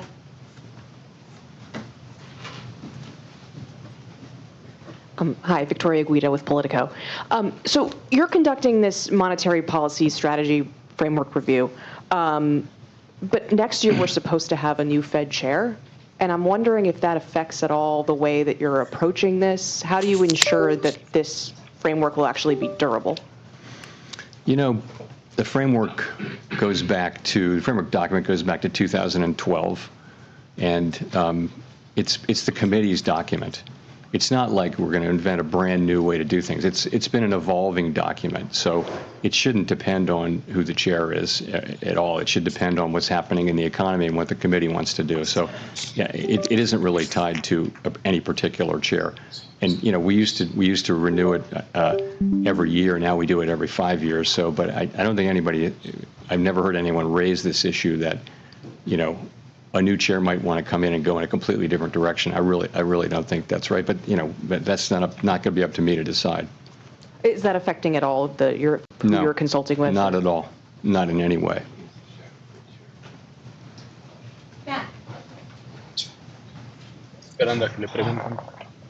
Thank you. Chair Powell, Matt Egan from CNN. Relatively low gas prices this year have helped drive down inflation in recent reports, but that trend is starting to reverse given the crisis in the Middle East. How are you thinking about how the Israel-Iran conflict will impact the economy, especially inflation, and what lessons were learned during the 2022 period when another conflict, the Russia-Ukraine war, sent oil and gas prices skyrocketing? So, of course, we're watching, like everybody else is, what's going on. I really don't have any comment on that. Possible that we'll see higher energy prices. What's tended to happen is when there's turmoil in the Middle East, you may see a spike in energy prices, but tends to come down. Those things don't generally tend to have lasting effects on inflation, although, of course, in the 1970s, they famously did, because you had a series of very, very large shocks. But we haven't seen anything like that now. The U.S. economy is far less dependent on foreign oil than it was back in the 1970s. So, but there.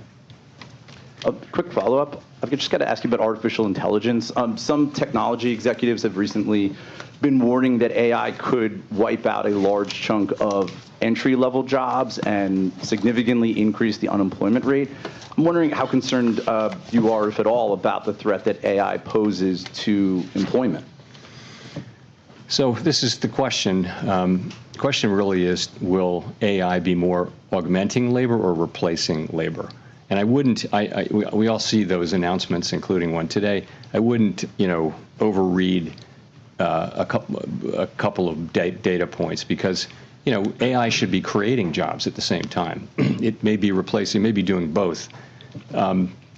Anyone who's done any work with AI will have been a little bit stunned at how capable it is. And it's just a different thing. So I think this is something that certainly has transformational potential, and probably we're in the very early stages of it. They say what you're seeing now compared to what you'll see in 2 years is going to be very different and even more effective. So I think it's really hard to know. Of course, there are optimists who feel like it's going to make everybody much more productive. And there are those who think it's going to replace an awful lot of jobs right across the income spectrum, white collar, blue collar, and everything. So I just don't know. We don't have a house view on that, but this is going to be a very important question for some time. Greg.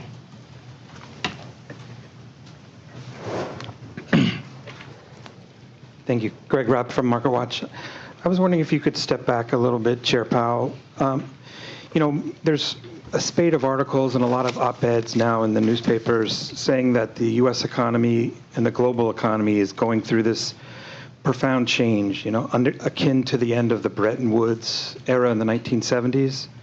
And don't you owe the American people some sort of explanation for what we're going through?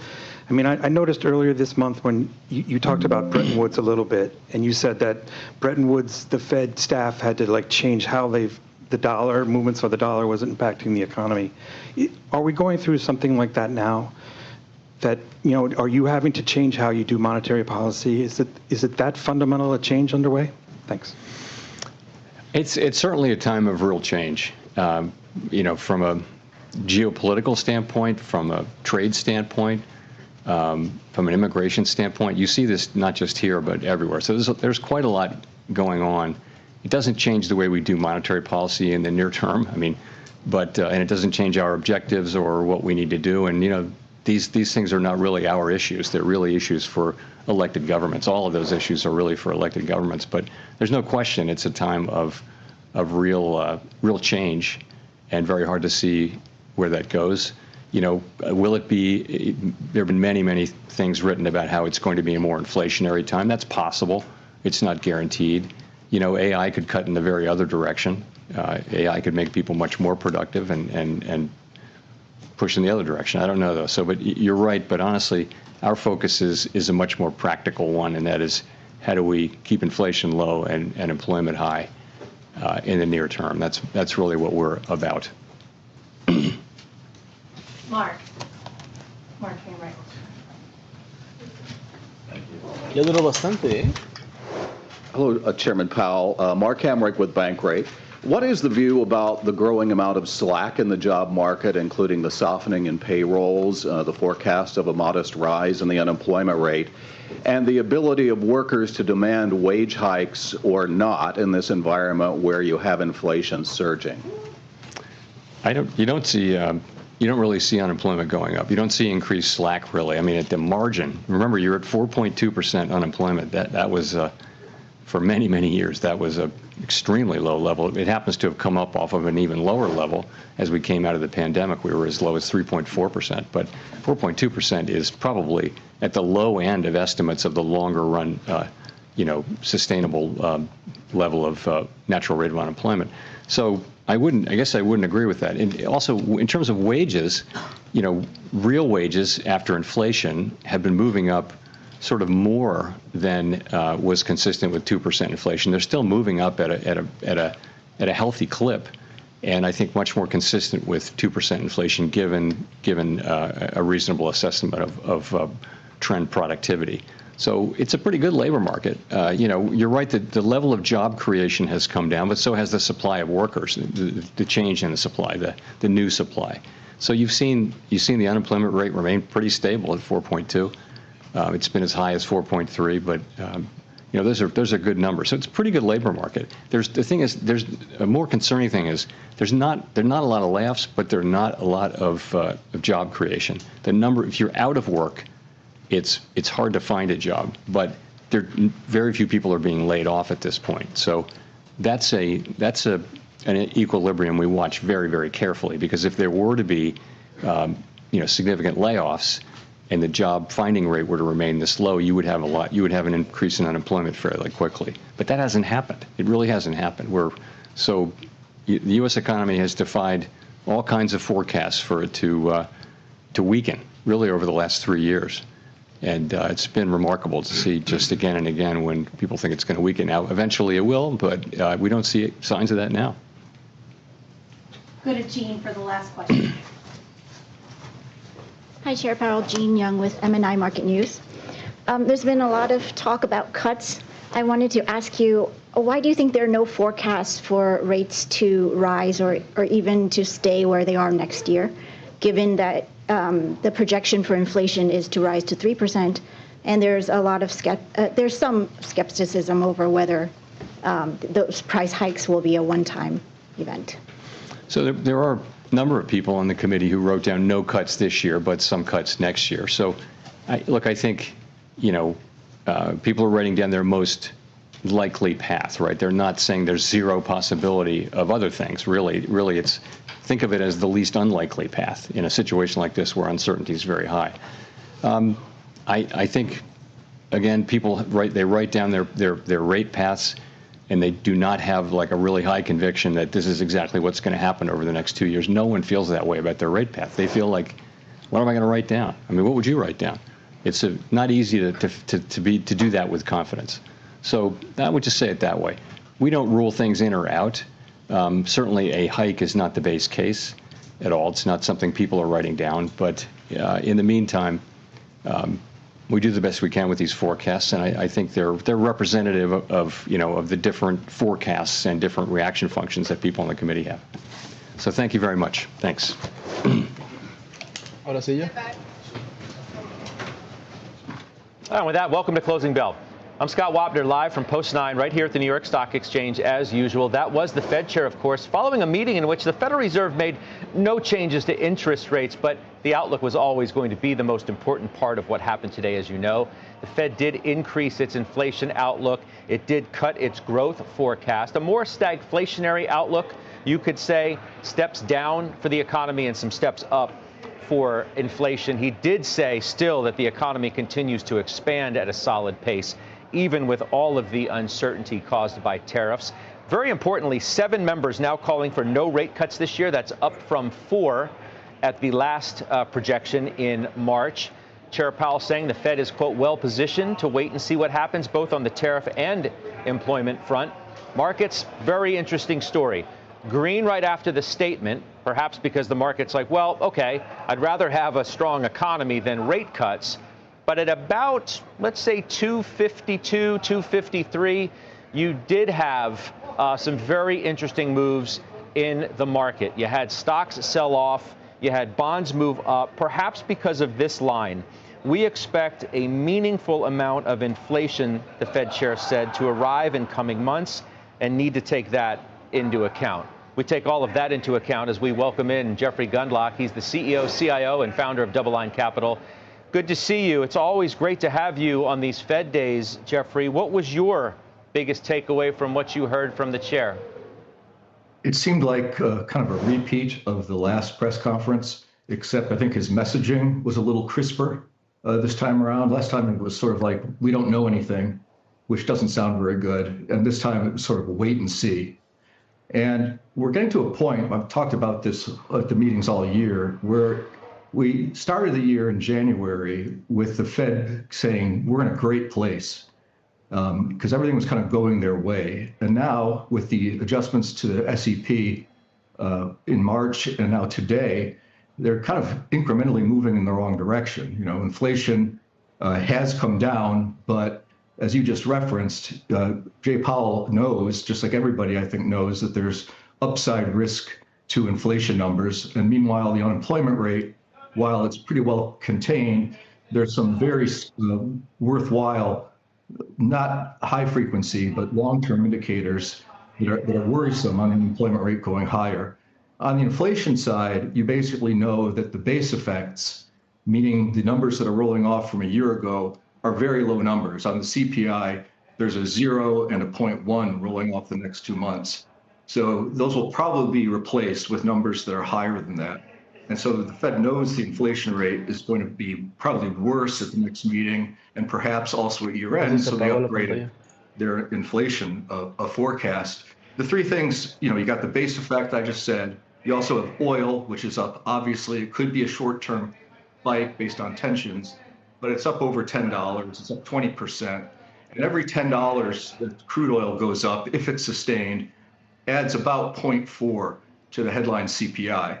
So we've got the base effect, probably going to add a couple tenths to CPI. We've got crude oil, if it sticks, maybe adding 4 tenths between now and year end. And then you've got the tariffs, of course, which are very unknown. And one thing that's clear from Powell's answers to the questions is he thinks tariffs are inflationary. There's all kinds of arguments that it might slow down, destroy demand, slow down the economy and all that. But it's basically, he believes it's inflationary, someone has to pay it. And that might mean that margins could be incrementally lowered. And of course, we've seen earnings estimates go down moderately for this year. So the dual mandate keeps running into increasing tensions. And at one point, that's why I think he said wait and see. At some point, one of these dual mandates is going to win out over the other one. And I think, and they're going to have to pick one. And I think they will pick the fighting the rise in unemployment more than fighting the rise in inflation. It seems like we're being prepared for higher inflation numbers that are very likely to happen. And he talks about maybe there's a one-time effect from tariffs and that dissipates in 2026, but maybe it won't. And so we'll have to see what happens with that. But in the bond market, what we've seen is a steepening yield curve. We've seen long rates going up substantially more than short-term interest rates, which is the bond market's way, in my view, of taking sides and saying, it looks to me like they're going to say, we're going to cut rates, even though inflation is probably higher than 3% between now and year end. And so if the unemployment rate goes up, they're probably going to be more likely to cut rates, even if the inflation rate's at 3.5%. The two indicators that I'm really focusing on for the employment rate is the yield curve, of course, has steepened and de-inverted. And the indicator that I think is the most valuable is the 1-year moving average of the 2s, 10s yield curve. Because when it goes positive on a 12-month moving average basis, that's, for the past 35 years, that's been right at the front end of a recession. And it is above now its 12-month moving average. So we're going to monitor that very carefully in the months ahead. The other thing is the U3 unemployment rate, which is at 4.2% now, versus its 36-month or 3-year moving average. And when that crosses above its 3-year moving average, going back all the way to 1990, so 35 years, you've seen that right when it crosses above, you're at the front end of a recession. And that has already happened, but it's not accelerating. In the past, when it goes above its 36-month moving average, it accelerates. That has not happened yet. And so what we're watching very carefully is the continuing claims, which have been rising for the last 2 years, and they foreshadowed the moderate increase we've had so far in the U3 unemployment rate. But continuing claims keep rising. And so we're going to be watching that on a real-time basis, because if that continues to move higher, it strongly suggests to me the unemployment rate will be moving higher. Also, one thing I want to point out is poor Jay Powell has been dealing with 5 years of incredibly unusual data. The money printing, and then the surge in the bottle chain, the supply chain problems, and then the reversal of all of that. And now we have these tariffs, and now we have all these tensions in the Middle East affecting the most important commodity for inflation, which is oil. So I understand his wait and see. Pues nada importante, gente. Ya pasó la reunión de la Fed, están hablando de lo que va a suceder después. Y aquí tenemos la volatilidad. Nada importante, o sea, está tomando estas 2, 4, 6, 7 velas japonesas en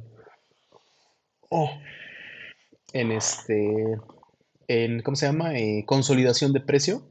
Y aquí tenemos, miren, chéquense nuestro MACD. Cuando se tocan las dos líneas de aquí es una señal de compra o de venta, dependiendo del gráfico. Entonces, es decir, ahorita como está, ahorita sería como compra para vender aquí, pues sería cuestión de ver qué onda, ¿no? Si se cumple o no se cumple. La verdad es que sí hay compras en 51, 52 y 53 dólares, entonces es cuestión de tiempo para que espere. El conflicto de Irán, Israel y este tema de que Estados Unidos se quiere meter y que quién sabe qué, lo que siempre pasa, No ha mostrado así señales muy grandes, aunque pues espera que dure al menos el resto de la semana. Mañana no habrá mercados por el día de la... se me olvidó qué día es mañana. Es festivo mañana, mañana no operamos. Pero, ya casi se acaba en 30 minutos. Pero puede pasar todo. O sea, mañana puede pasar lo que sea. Para el viernes amanecer en rojos. Entonces vamos a ver. Si amanecemos en rojos, BXX, la volatilidad que está en pantalla, será una gran opción para hacer rentabilidad. Y TEX. Y miren, chéquense, TEX se está colocando en verde apenas. No es nada importante. Igual, asimismo, su homólogo TQL, el que va al alza, pues no ha mostrado señales así como de debilidad. O sea, hablamos de centavos. Nada. Si nosotros vemos los índices, vamos a checar. Tenemos... Nada más que cargue porque mi compu está muy lenta. Miren, pasaron a rojo, nada importante, el SP500 y el Dow Jones. Nasdaq sobrevive en verde todavía y Russell se aferra a seguir arriba de 0.50%. Nada importante. Entonces es cuestión de esperar información, noticias, para que se muevan estos mercados de una manera más brusca y entonces tomemos decisiones de si compramos posiciones al alza o en corto. Así que, mientras tanto, sigamos viendo qué pasa con las noticias de aquí al cierre. Mientras estoy cerrando posiciones, viendo portafolios, las cuentas y anotando todas las compras para los precios de compra para ver si, pues, qué conviene más después, ¿no? Vender al mismo precio o vender más caro. Just the oil effect is significant. And like I said, the base effects are also going to be problematic with numbers coming out that will probably be higher than the ones rolling off. So there's a lot of uncertainty, and the wait and see is right. But it's interesting, you mentioned the 30-year is up about 11 basis points since the last Fed meeting, but the whole curve is up basically by 11 basis points. There's been very little movement. I think the wait and see attitude that the Fed is articulating is very similar to what's going on in the bond market. I mean, there's been very little volatility in rates. The bond market is also signaling a wait and see attitude. And we saw a big drop in risk assets in April, and we saw a great big widening on the spreads of lower credit versus treasuries. Like the high yield index went from 250 basis points over treasuries to 450 basis points over treasuries. And, you know, that has been almost entirely reversed. And the same is true for emerging market debt, which widened out by 200 basis points versus treasuries. And if you exclude Venezuela, which messes up the emerging market spread data because it wasn't in the index and it came into the index and it's very high yielding. And so it created distortion on the spread. So if you want to analyze apples to apples, you just look at emerging markets ex-Venezuela, and they're really all the way back to where they started. So everything has had tremendous volatility, but we're all the way back. And the market is starting to look at stresses in parts of the credit market. One thing that's really kind of weird is that the bank loan market, the CCC bank loan market, which is the most vulnerable area of the credit market, in my view, the spreads on CCC bank loans have actually come in this year, which makes no sense to me, because CCC lenders are paying 425 basis points higher now than they were a few years ago, and the Fed is not cutting rates. And so the pressure on CCC bank loans is starting to mount because they've fully reset up 425 basis points. Some of these companies are paying 10 or 11%. And some of their, and yet the spreads are in, and yet the defaults are mounting in the CCC sector of the bank loan market. It's very strange to me that the lower tiers of the bank loan market have improved in terms of their prices versus treasuries, whereas regular way high yield, the fixed rate stuff, which doesn't have hardly any pressure on it relative to these bank loans, the CCC high yield market has widened out. So it seems like it should be the opposite to me. But at this point in time, we continue to favor liquidity. We continue to favor avoiding lower tiers of credit, systematically looking to upgrade. I think now is yet another opportunity to do another tranche of upgrading fractions of the portfolio, because we're right back to where we were pre-April 2nd in terms of markets broadly. You know, stock market's almost fully recovered. It's actually now about as overvalued as it was at the peak, because we've had earnings being downgraded, and yet the stock market has largely improved. It's down a little bit from its peaks, but really the valuation. It's funny when markets go down and you go into down 10, 15, 20%. People in hindsight look back and say, yeah, it was kind of overvalued. I probably should have stepped aside, but we're right back to those levels now, and not surprisingly, everyone has forgotten about what they thought they learned on the last drawdown. Well, so one of the we're things. Go ahead. I was going to say we're 2% from a new high on the S&P. Let me just break away for a moment, Jeffrey, and I'll come right back to you because Steve Leisman's left the room, and I do want to bring him in. A couple things are clear here to me, Steve. Number one, it seems the Fed chair believes that the tariffs have put both sides of the mandate into question, and they're going to have to wait and see on how to deal with all of that. And that Powell himself doesn't seem to be a huge fan of these SEPs either. And he revisited the refrain from the last meeting, throwing back at the reporter who asked him the question, what would you write? We'll do the best we can. Because they just don't know, and he pretty much told you to take it with a grain of salt without using those exact words. Yeah, and by the way, the grain of salt is actually a number in the SEP where they talk about the uncertainty, and those uncertainty levels around their own forecasts, they acknowledge to be very high right now. I guess when Jeffrey was talking, Scott, I remember the day I was on a boat and I had a east-west swell, a west-to-east wind, and a north-to-south rip. The waters are very turbulent right now, and it's interesting. Well, first, let's hear what the Fed chair said about the outlook and what might be coming this summer. One of our jobs is to make sure that a one-time increase in inflation doesn't turn into an inflation problem. And that, again, that will depend on the size of the effects, how long it takes for them to come in, and ultimately on keeping inflation expectations anchored.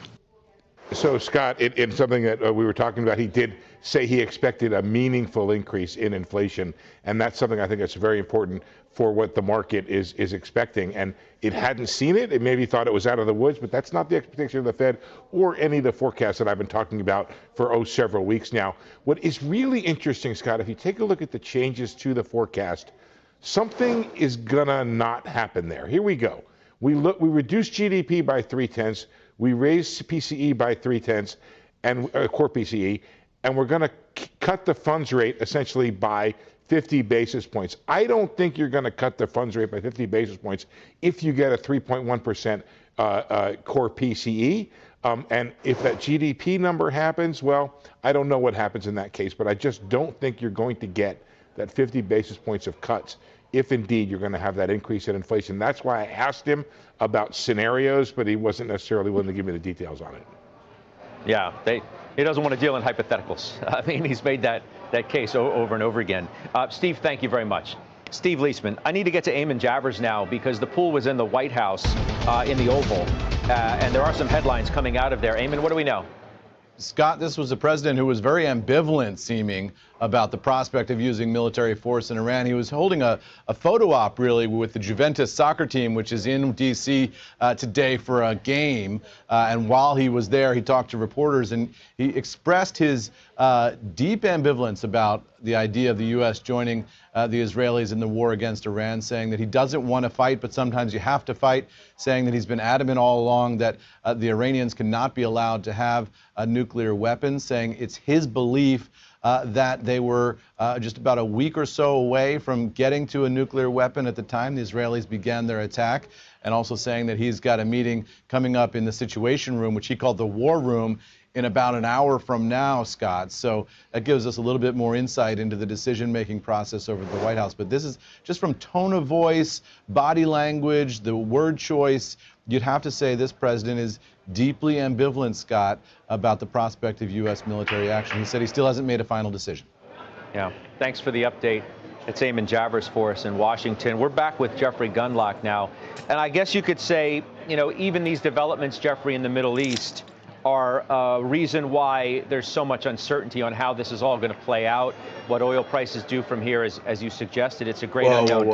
I want to discuss with you what Steve sort of ended on, the idea about the outlook itself, why the Fed even does it.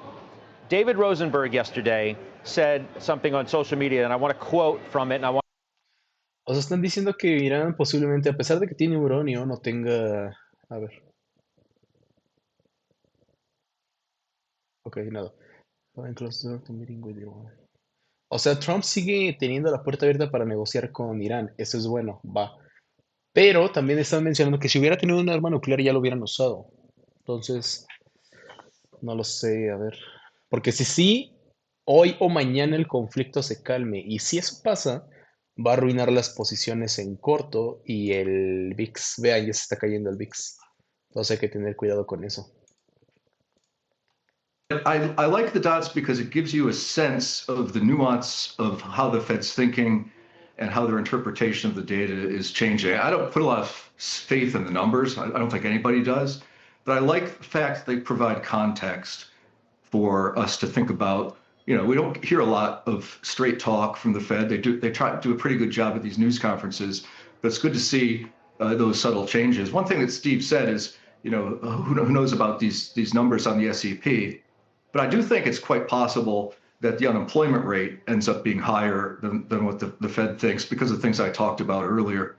And so I do think that's going to be the focus as we move forward. We already know with some certainty that inflation's going up. Jay Powell said so himself and fairly strongly. So the real question is what's going to happen with the unemployment rate. They say it's going up to 4.5. That's a 0.3% increase. If it goes up to 4.7 instead of 4.5, I think the Fed's in cutting mode. Almost certainly, regardless of whether the PCE is at 3.1 or 3.3. I think that's what they're going to favor. But I like having the dots. Oh, it's good to hear your perspective on that. If you think the longer end and yields are going to continue to back up, I mean, are we talking 5% on 30-year, the 10-year? I mean, where do you see it peaking out if it does move according to what you think?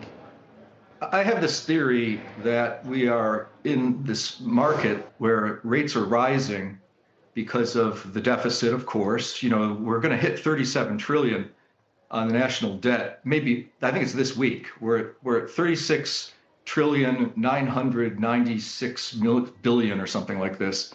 And it's rising quickly. So that's one of the, but we also have long rates rising all over the place. Even Japan is way above where they used to be. Japan and Germany, interestingly, are now at the same level on their long-term bonds. And of course, that's UK rates have gone up like the United States, US rates are up. And so a lot of this, I think, has to do with all of these debts and deficits. And so that's a big variable in steepening out the yield curve. And compounding that, just to repeat myself, is that the Fed, I think, is biased to cut rates, even though inflation is, by their own estimation, going higher. Another thing I want to talk about is in the past I've talked about foreign stock markets being more attractive than the US stock market, and something very strange has happened this year. If you go back 15 years, there's been 13 corrections in the S&P 500 over the past 15 years. And in the first 12 of them, in every single case, when the S&P corrected down more than 10%, the dollar went up in every single case. And the dollar didn't go up a little, it went up by about 6 or 8%. In the correction in March, April of this year, the dollar went down. And that's the first time that's happened in 15 years. And this is what I've been predicting, is that the dollar will go down as you get into periods of fear and weakness in risk assets. That certainly played out in March and April.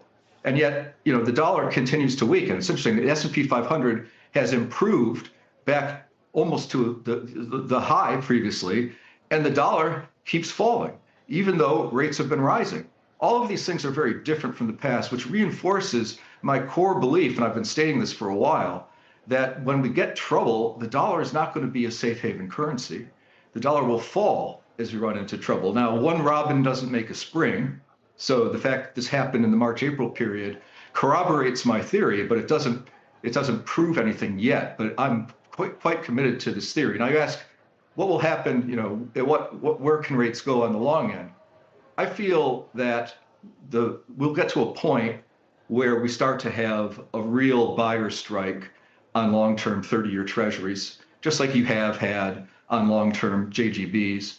And it might get to the point where there has to be something done about it, because we have doubled the interest rate on the treasury debts over the past 5 years. It used to be in the high ones, like 1.8 entering 2020, and we're headed towards 4%. Because all the bonds that are rolling off that had those 50 basis point and 25 basis point coupons, a lot of those are coming due, and they're being refinanced up 400 basis points. So the pressure on the interest expense is going to continue, and it may get to the point where there has to be something done about it. And so one of the things I'm thinking about, I've been avoiding long-term bonds broadly, and that's been the right move because that's been the worst place on the curve. But I think you might get to a point where it becomes uncomfortable, very uncomfortable, for the government to be floating debt at what people are willing to buy them at, particularly if we're in geopolitical turmoil, which hopefully we won't be. But we may see a pivot to a program of controlling long-term interest rates. And if that's the case, you might have one of the hardest decisions in the treasury bond market that we've had since the global financial crisis, where you had to pivot from very, very high quality long-term treasury bonds into bombed out credit. And it takes a long time for these things to happen, but that you have to make a decision as to when to pull the trigger. There might come a time where they decide that they announce that they're doing quantitative easing, and they're going to focus on trying to get mortgage rates down and 30-year treasury rates down to fight the interest expense problem. And you may get an announcement, and if you do, then suddenly you're going to have. Nada importante, gente. Miren, volatilidad cayó, por lo tanto, índices, pues ni tan bien, ¿eh? O sea, se intentan recuperar. O sea, estamos con un pie dentro y un pie fuera, miren, vean. Y lo pro. Changos. Esperemos. Así como pinta la cosa, parece que volatilidad se va a recuperar. Pero pues está por verse para los 10 minutos que nos quedan. Pues sí, poco a poco. Ahorita estoy checando luego ando de chismoso en la red, viendo las compras de los insiders, solo para ver de qué están hablando, qué están haciendo. Es entretenido, de cierta manera informativo, para saber qué es lo que están viendo. Is kind of not, I don't know anybody that's pounding the table to buy long-term treasury bonds, except maybe Dave Rosenberg, who has been very fond of long-term treasury bonds. I keep telling him I think he's early, but it seems like everybody is avoiding long-term treasury bonds, which exacerbates this problem, because once the trend is in place, as it is, people just think, wait and see, I don't want to commit myself too early. But everybody's been right. It's just like going up in credit entering 2025. That was a popular theme in the bond market. And a lot of people some of my big clients were saying, everybody's talking about these trends that you're talking about. And I've learned that when everybody's on the same side of the boat, maybe it's time to switch sides. Right. But that hasn't been the case. Sometimes the consensus is right. And I feel like it is right now. Let me squeeze a couple things in before we run out of time. And you commented on the dollar, and there are hypotheses abound, obviously, about why the dollar has been acting the way it has, which is certainly against historical norms. The flight to safety trade into the world's reserve currency hasn't worked out so well. Some have suggested it's because of the U.S. exceptionalism idea, and that trade going out the window because of the way that the White House has maneuvered and managed the whole trade issue and some of the other global relationships that it has had for decades, which are now changing. How would you assess that? And then I want to ask you one more thing before we go. Well, I don't think saber rattling or tariff rattling is really helpful. I don't think it encourages foreigners to buy dollar assets. And foreigners have been very willing, downright enthusiastic, almost euphoric about buying dollar assets over the past 18 years or so. Over $25 trillion have come into, been invested into U.S. financial markets, more than the U.S. has invested in foreign markets. That's a massive increase. It went from $3 trillion to $28 trillion by one measure. That may be reversing, and this is part of the underpinning for why I think that the trend of U.S. outperformance is over. And I mean, like, over for real. Like Europe outperforming. If you're a dollar-based investor, I've been recommending Europe in European currency for dollar-based investors. The index has outperformed the U.S. index by a decent amount, but if you had the currency side of it, if you own it in euros and you get the currency translation, I mean, you are just printing money right now. And that trade, I believe, is just getting started. And it's gotten to the point where even the emerging markets are starting to perform on an index basis. And so I advise dollar-based investors, don't do this with all your money, but certainly 10, 20%.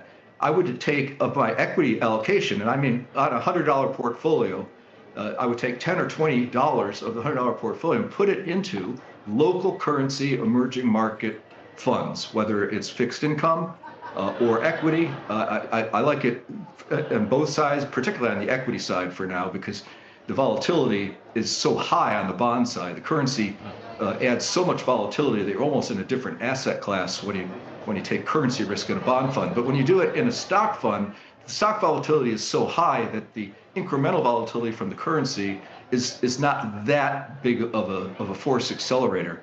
So that's kind of how I see it. I really favor non-U.S. markets. I think people should invest in Germany. I think India, perhaps Mexico, I think are good areas to invest with what used to be S&P 500 money. Do you think gold is still going to 4,000?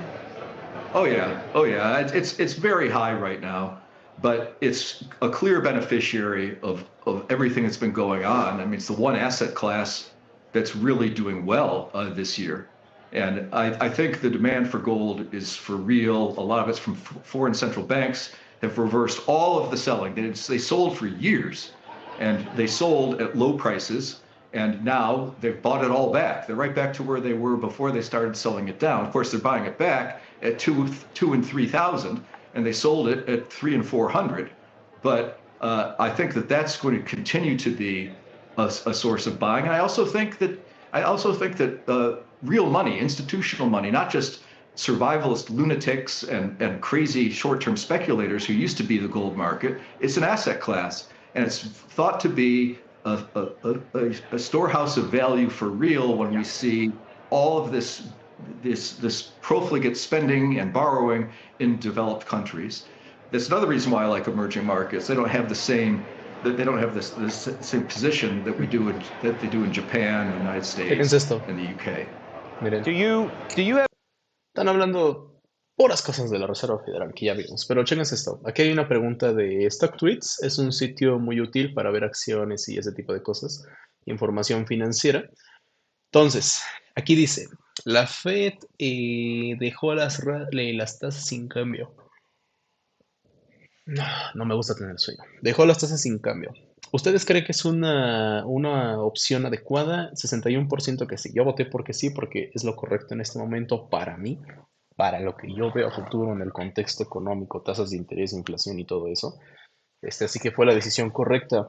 Yo la verdad espero que lo cambien hasta... Ellos dijeron que en septiembre. Yo espero que sea en octubre, porque mientras más horizonte en tiempo tengamos para los ajustes que se vienen con cualquier conflicto bélico o con el precio del petróleo o que también genera inflación o con ¿cómo se llama? Los aranceles, el tema de los aranceles que es muy importante también, hay mayor margen de maniobra para tomar mejores decisiones. Entonces, para mí, si la mueven hasta octubre, mejor.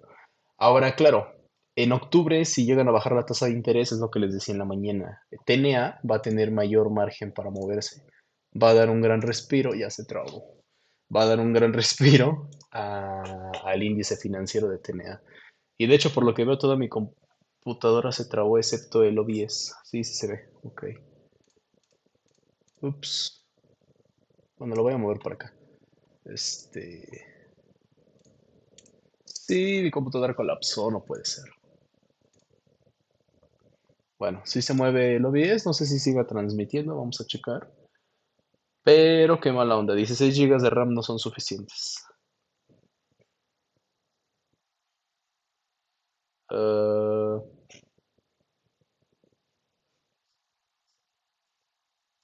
Pues sí, se sigue viendo, pero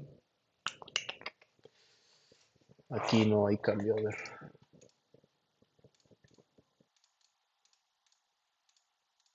Más que nada viene de Brave la falla.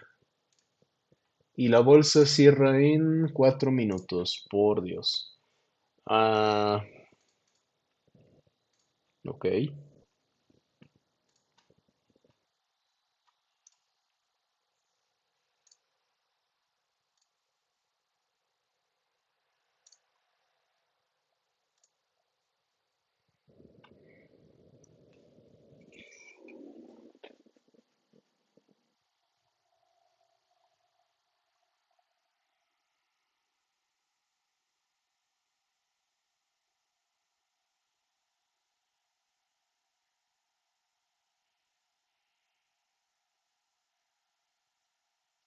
Creo que ya pasó. A ver.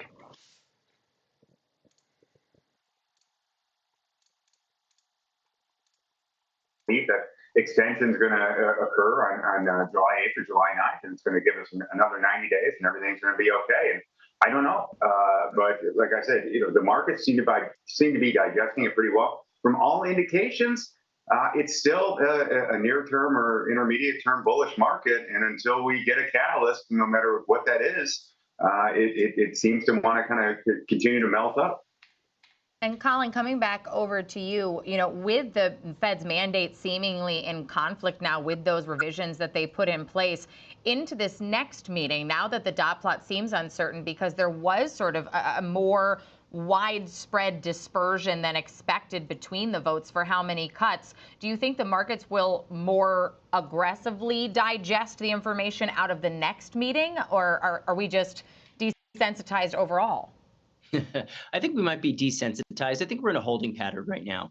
There's a very, very low likelihood of any movement at the July meeting. So I'd say there's a very near zero likelihood of a cut then, just because we're not going to get enough data given where we are now and then what we'll see in the next 6 weeks or so. I don't think there'll be enough data there. We also won't get updated economic projections at that meeting. So it's all going to hinge on any statement changes, which have been very minimal over the past handful of meetings, and then what Fed Chair Powell says.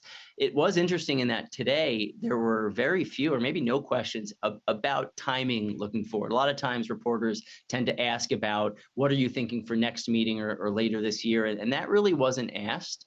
And Fed Chair Powell didn't really offer any insights there, but there was no discussion about what they're going to do in July. I'd say it seems highly unlikely that anything happens there. Our case was, and I'd say probably still remains at this point, 1 to 2 cuts by the end of this year.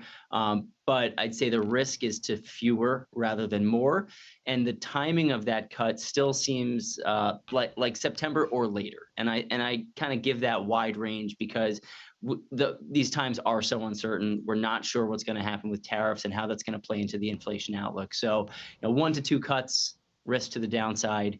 And that first cut's probably not coming until September at the earliest. Well, thank you both for today. We appreciate your insight on all of this. Again, that's Colin Martin and Joe Mazzola from Schwab. Coming up, the closing bells are nearing. We'll wrap up this market day next on Market on Close.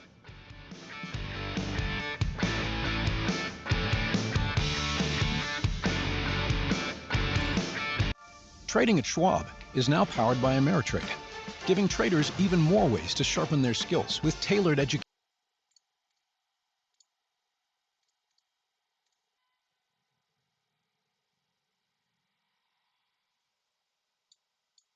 Able to do more of these normalization cuts, these kind of, quote, peacetime normalization moves, as opposed to responding to a rapid weakening in the employment picture. I think a lot of people are really attentive to the softening of the internal labor conditions data, really, anchoring to some of the softer inflation prints right now, looking at housing and feeling like the downside risks have increased more than the Fed is acknowledging. And if the Fed is going to essentially hide behind a 4.2% unemployment rate and say it's going to 4.5 by the end of this year and going to kind of stop there, then maybe there's going to be some tension between how the data come in and that. For now, the economy is not necessarily in a desperate spot. It's not slowing rapidly. It just might be kind of unsatisfying in its trajectory at the moment. We have to deal with it. I still think the money line of this whole thing today was that line that I've already said a couple of times.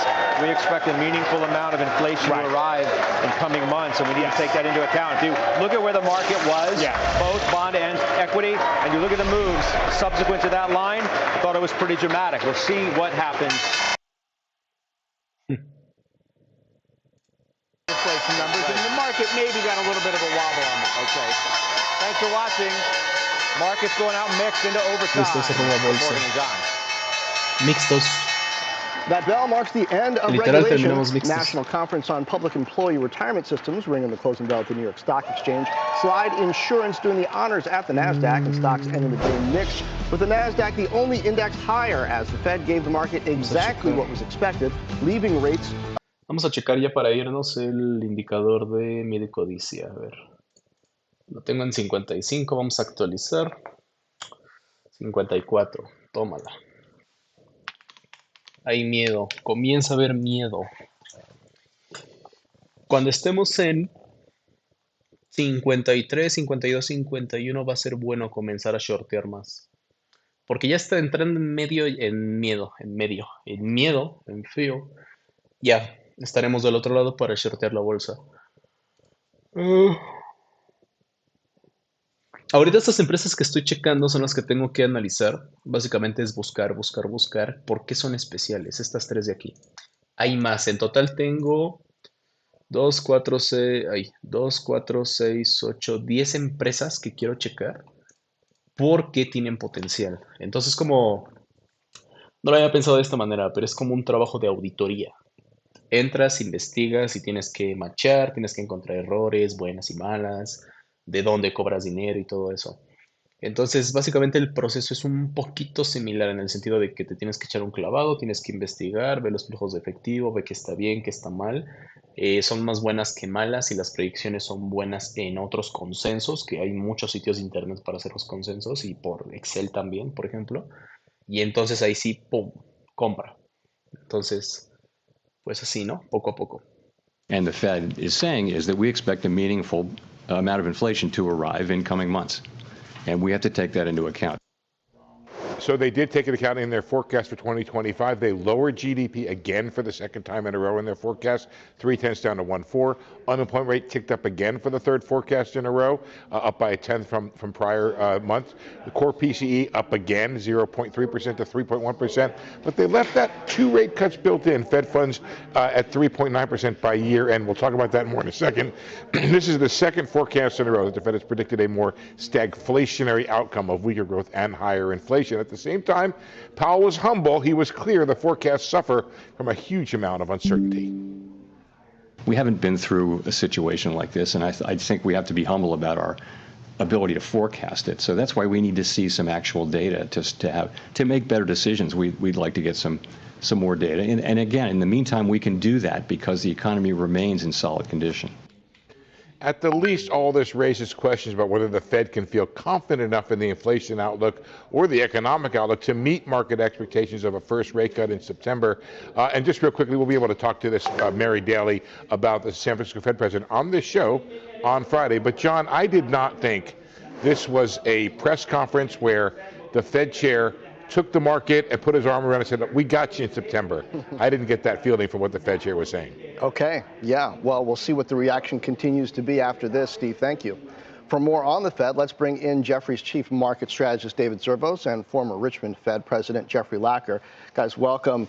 Jeffrey, so the Fed seems to be listening to these calls for a meaningful amount of inflation, perhaps in the back half of the year. What's the meaningful data that could counter that and still lead to a cut? Is it employment related? No, I don't think so. I mean, if employment fell out of bed, of course they'd react. But it looks like the employment and labor market effects of the tariffs that have been implemented so far are relatively minor, smaller than expected. But keep in mind, we just have, kind of a flood of uncertainty resolution ahead of us. There's tariffs in place, but then a huge range of possibilities for what tariffs might be implemented going forward. So far, we haven't seen a trace in inflation data that's meaningful or in labor market data that's meaningful, but it's going to be, maybe a peak would appear in June for the effect of some tariff, mostly July, August, September. And it won't be till the September data is in that they're really going to have anything meaningful to hang their hat on in terms of a change in policy. So I think September is highly unlikely to be a meeting at which they cut rates. David Zervos, was this from the Fed as dovish or neutral as you hoped, as we were talking about some hours ago, or is this meaningful amount of inflation expected meaningful? You know what, John? I don't think at all. I think Steve was right. This was not a hug. This was a hawkish meeting. He certainly did not acknowledge the lack of changes in the inflation expectation data, which I somewhat expected him to do. Inflation expectations really haven't budged. That's probably the best forecaster, the TIPS market or the survey data, and that's just not there. So whether the economists get it right or not is usually, we know that usually doesn't happen, but I'd rather take the TIPS market, and that said nothing. And we've had pretty good inflation data since. Now they're pushing that to the side. But I think really what's happening here, John, is actually just the whole Federal Reserve apparatus, and Jay himself is losing a bit of relevance completely with the market as we realize. No ven señales de debilidad ahora, pero en el futuro tal vez sí. O sea, están diciendo que la economía, al menos en este momento, está bien y que en el futuro probablemente se estropee algo. Cosa que siempre pasa y siempre es lo que dicen, pero con diferentes palabras. De todas maneras, algo que sí pasó fue que el sector financiero fue el que estuvo sangrando más el día de hoy. Entonces fue el que más fue afectado. Y pues clásico, inflación, bajas tasas de interés, todo eso. The downside. Por esas razones, entre otras, se afecta más el sector financiero. Más que nada cuando Jerome Powell habla por la Reserva Federal. On the dot plots, signals more forecasting towards a stagflationary environment through the second half of this year and even looking to 2026. What would it actually take for the Fed to cut rates twice this year? So I think inflation would have to come in lower than they expect, in the mid-twos rather than 3% or above for the, basically the end of the year, 12-month numbers. And that there'd have to be a significant weakening of the labor market. I think they're of the mind that they've got a small nudging down to what they view as neutral ahead of them. But estimates of neutral range from 2.5 to 4.5. So it's not obvious they're not pretty close to neutral as it is. But I think they're going to be, it would take a big perturbation one way or another to get a rate cut out of them. I think the important thing here is that the directionality of the next move isn't obvious either. I think that's a little bit underappreciated. They've shifted the outlook towards more inflation, a little less adverse growth impacts. And I think that people have to be aware that there's a chance they just stay put for a long time, and maybe the next move early next year is upside if inflation behaves according to that scenario in which, there's a one-time level increase, but it passes through and becomes a more broader inflation surge. David, not just this idea of, as one media report put it today, a shadow Fed taking shape in coming months with future nominations, et cetera, but the fact that the fiscal piece of policy is also driving a lot of the action we're seeing in the bond market. Even if the Fed were to start cutting rates, how much impact would it have until you see the fiscal house come in order? I think it would have a fair amount. Right now, given that the market has, been given a hawkish message, it probably has some effect. But you're right. I mean, there's plenty of variables. There's lots of other things going on affecting inflation than tariffs. I think we're spending way too much time on tariffs and not enough time on AI, not enough time on deregulation, not enough time on the cost cutting that's going to happen, and potentially labor market disruptions that are much bigger coming from technology. It is a little bit of an obsession, it seems, on the tariff side. I'm not exactly sure why. I think our Secretary of the Treasury called it tariff derangement syndrome. There seemed to be a little bit of that today, and a lack of discussion of some of the other more positive signs for disinflationary pressures over the long run. But I get it. We understand where this committee's coming from. I think there will be a shadow committee. I plan on kind of using a template that Jeffrey knows all too well because we've met at a few of these events. There was a 50-year anniversary of the Shadow Open Market Committee recently at Hoover, and that was developed in the 70s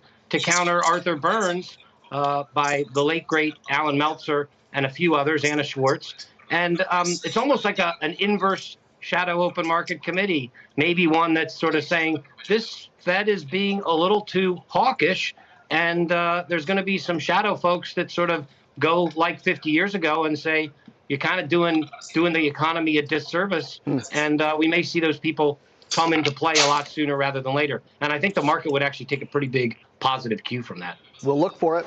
David, Jeffrey, thank you. Thank you.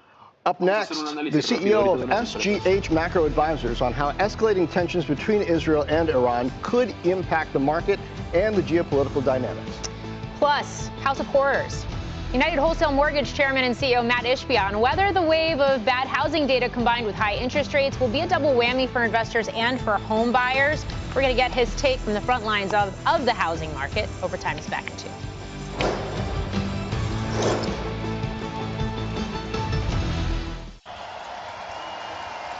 We empower those who act, those who see the correlation between predictability and probability, those who manage risk by anticipating each movement, flawless execution, timing, and accuracy. Identify the goal, match power with precision, reach new heights. CME Group, where risk meets opportunity. At AG1, one of our values is the continuous pursuit of excellence. For over 15 years, we have upgraded AG1, adding ingredients that the research said would support nutrient gaps and gut health. It's time for the next generation of AG1. AG1 Next Gen has launched with upgraded B vitamins and probiotic blends backed by multiple gold standard clinical trials. Our customers deserve the best, and the best just got much better.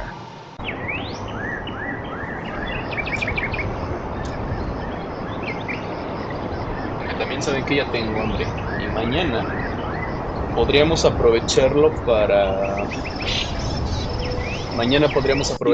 hacer los análisis de las empresas. Básicamente es sacar los precios intrínsecos de Merck, aunque Merck, a ver, esperen, déjenme voy acá. Merck. Vamos a checar Merck.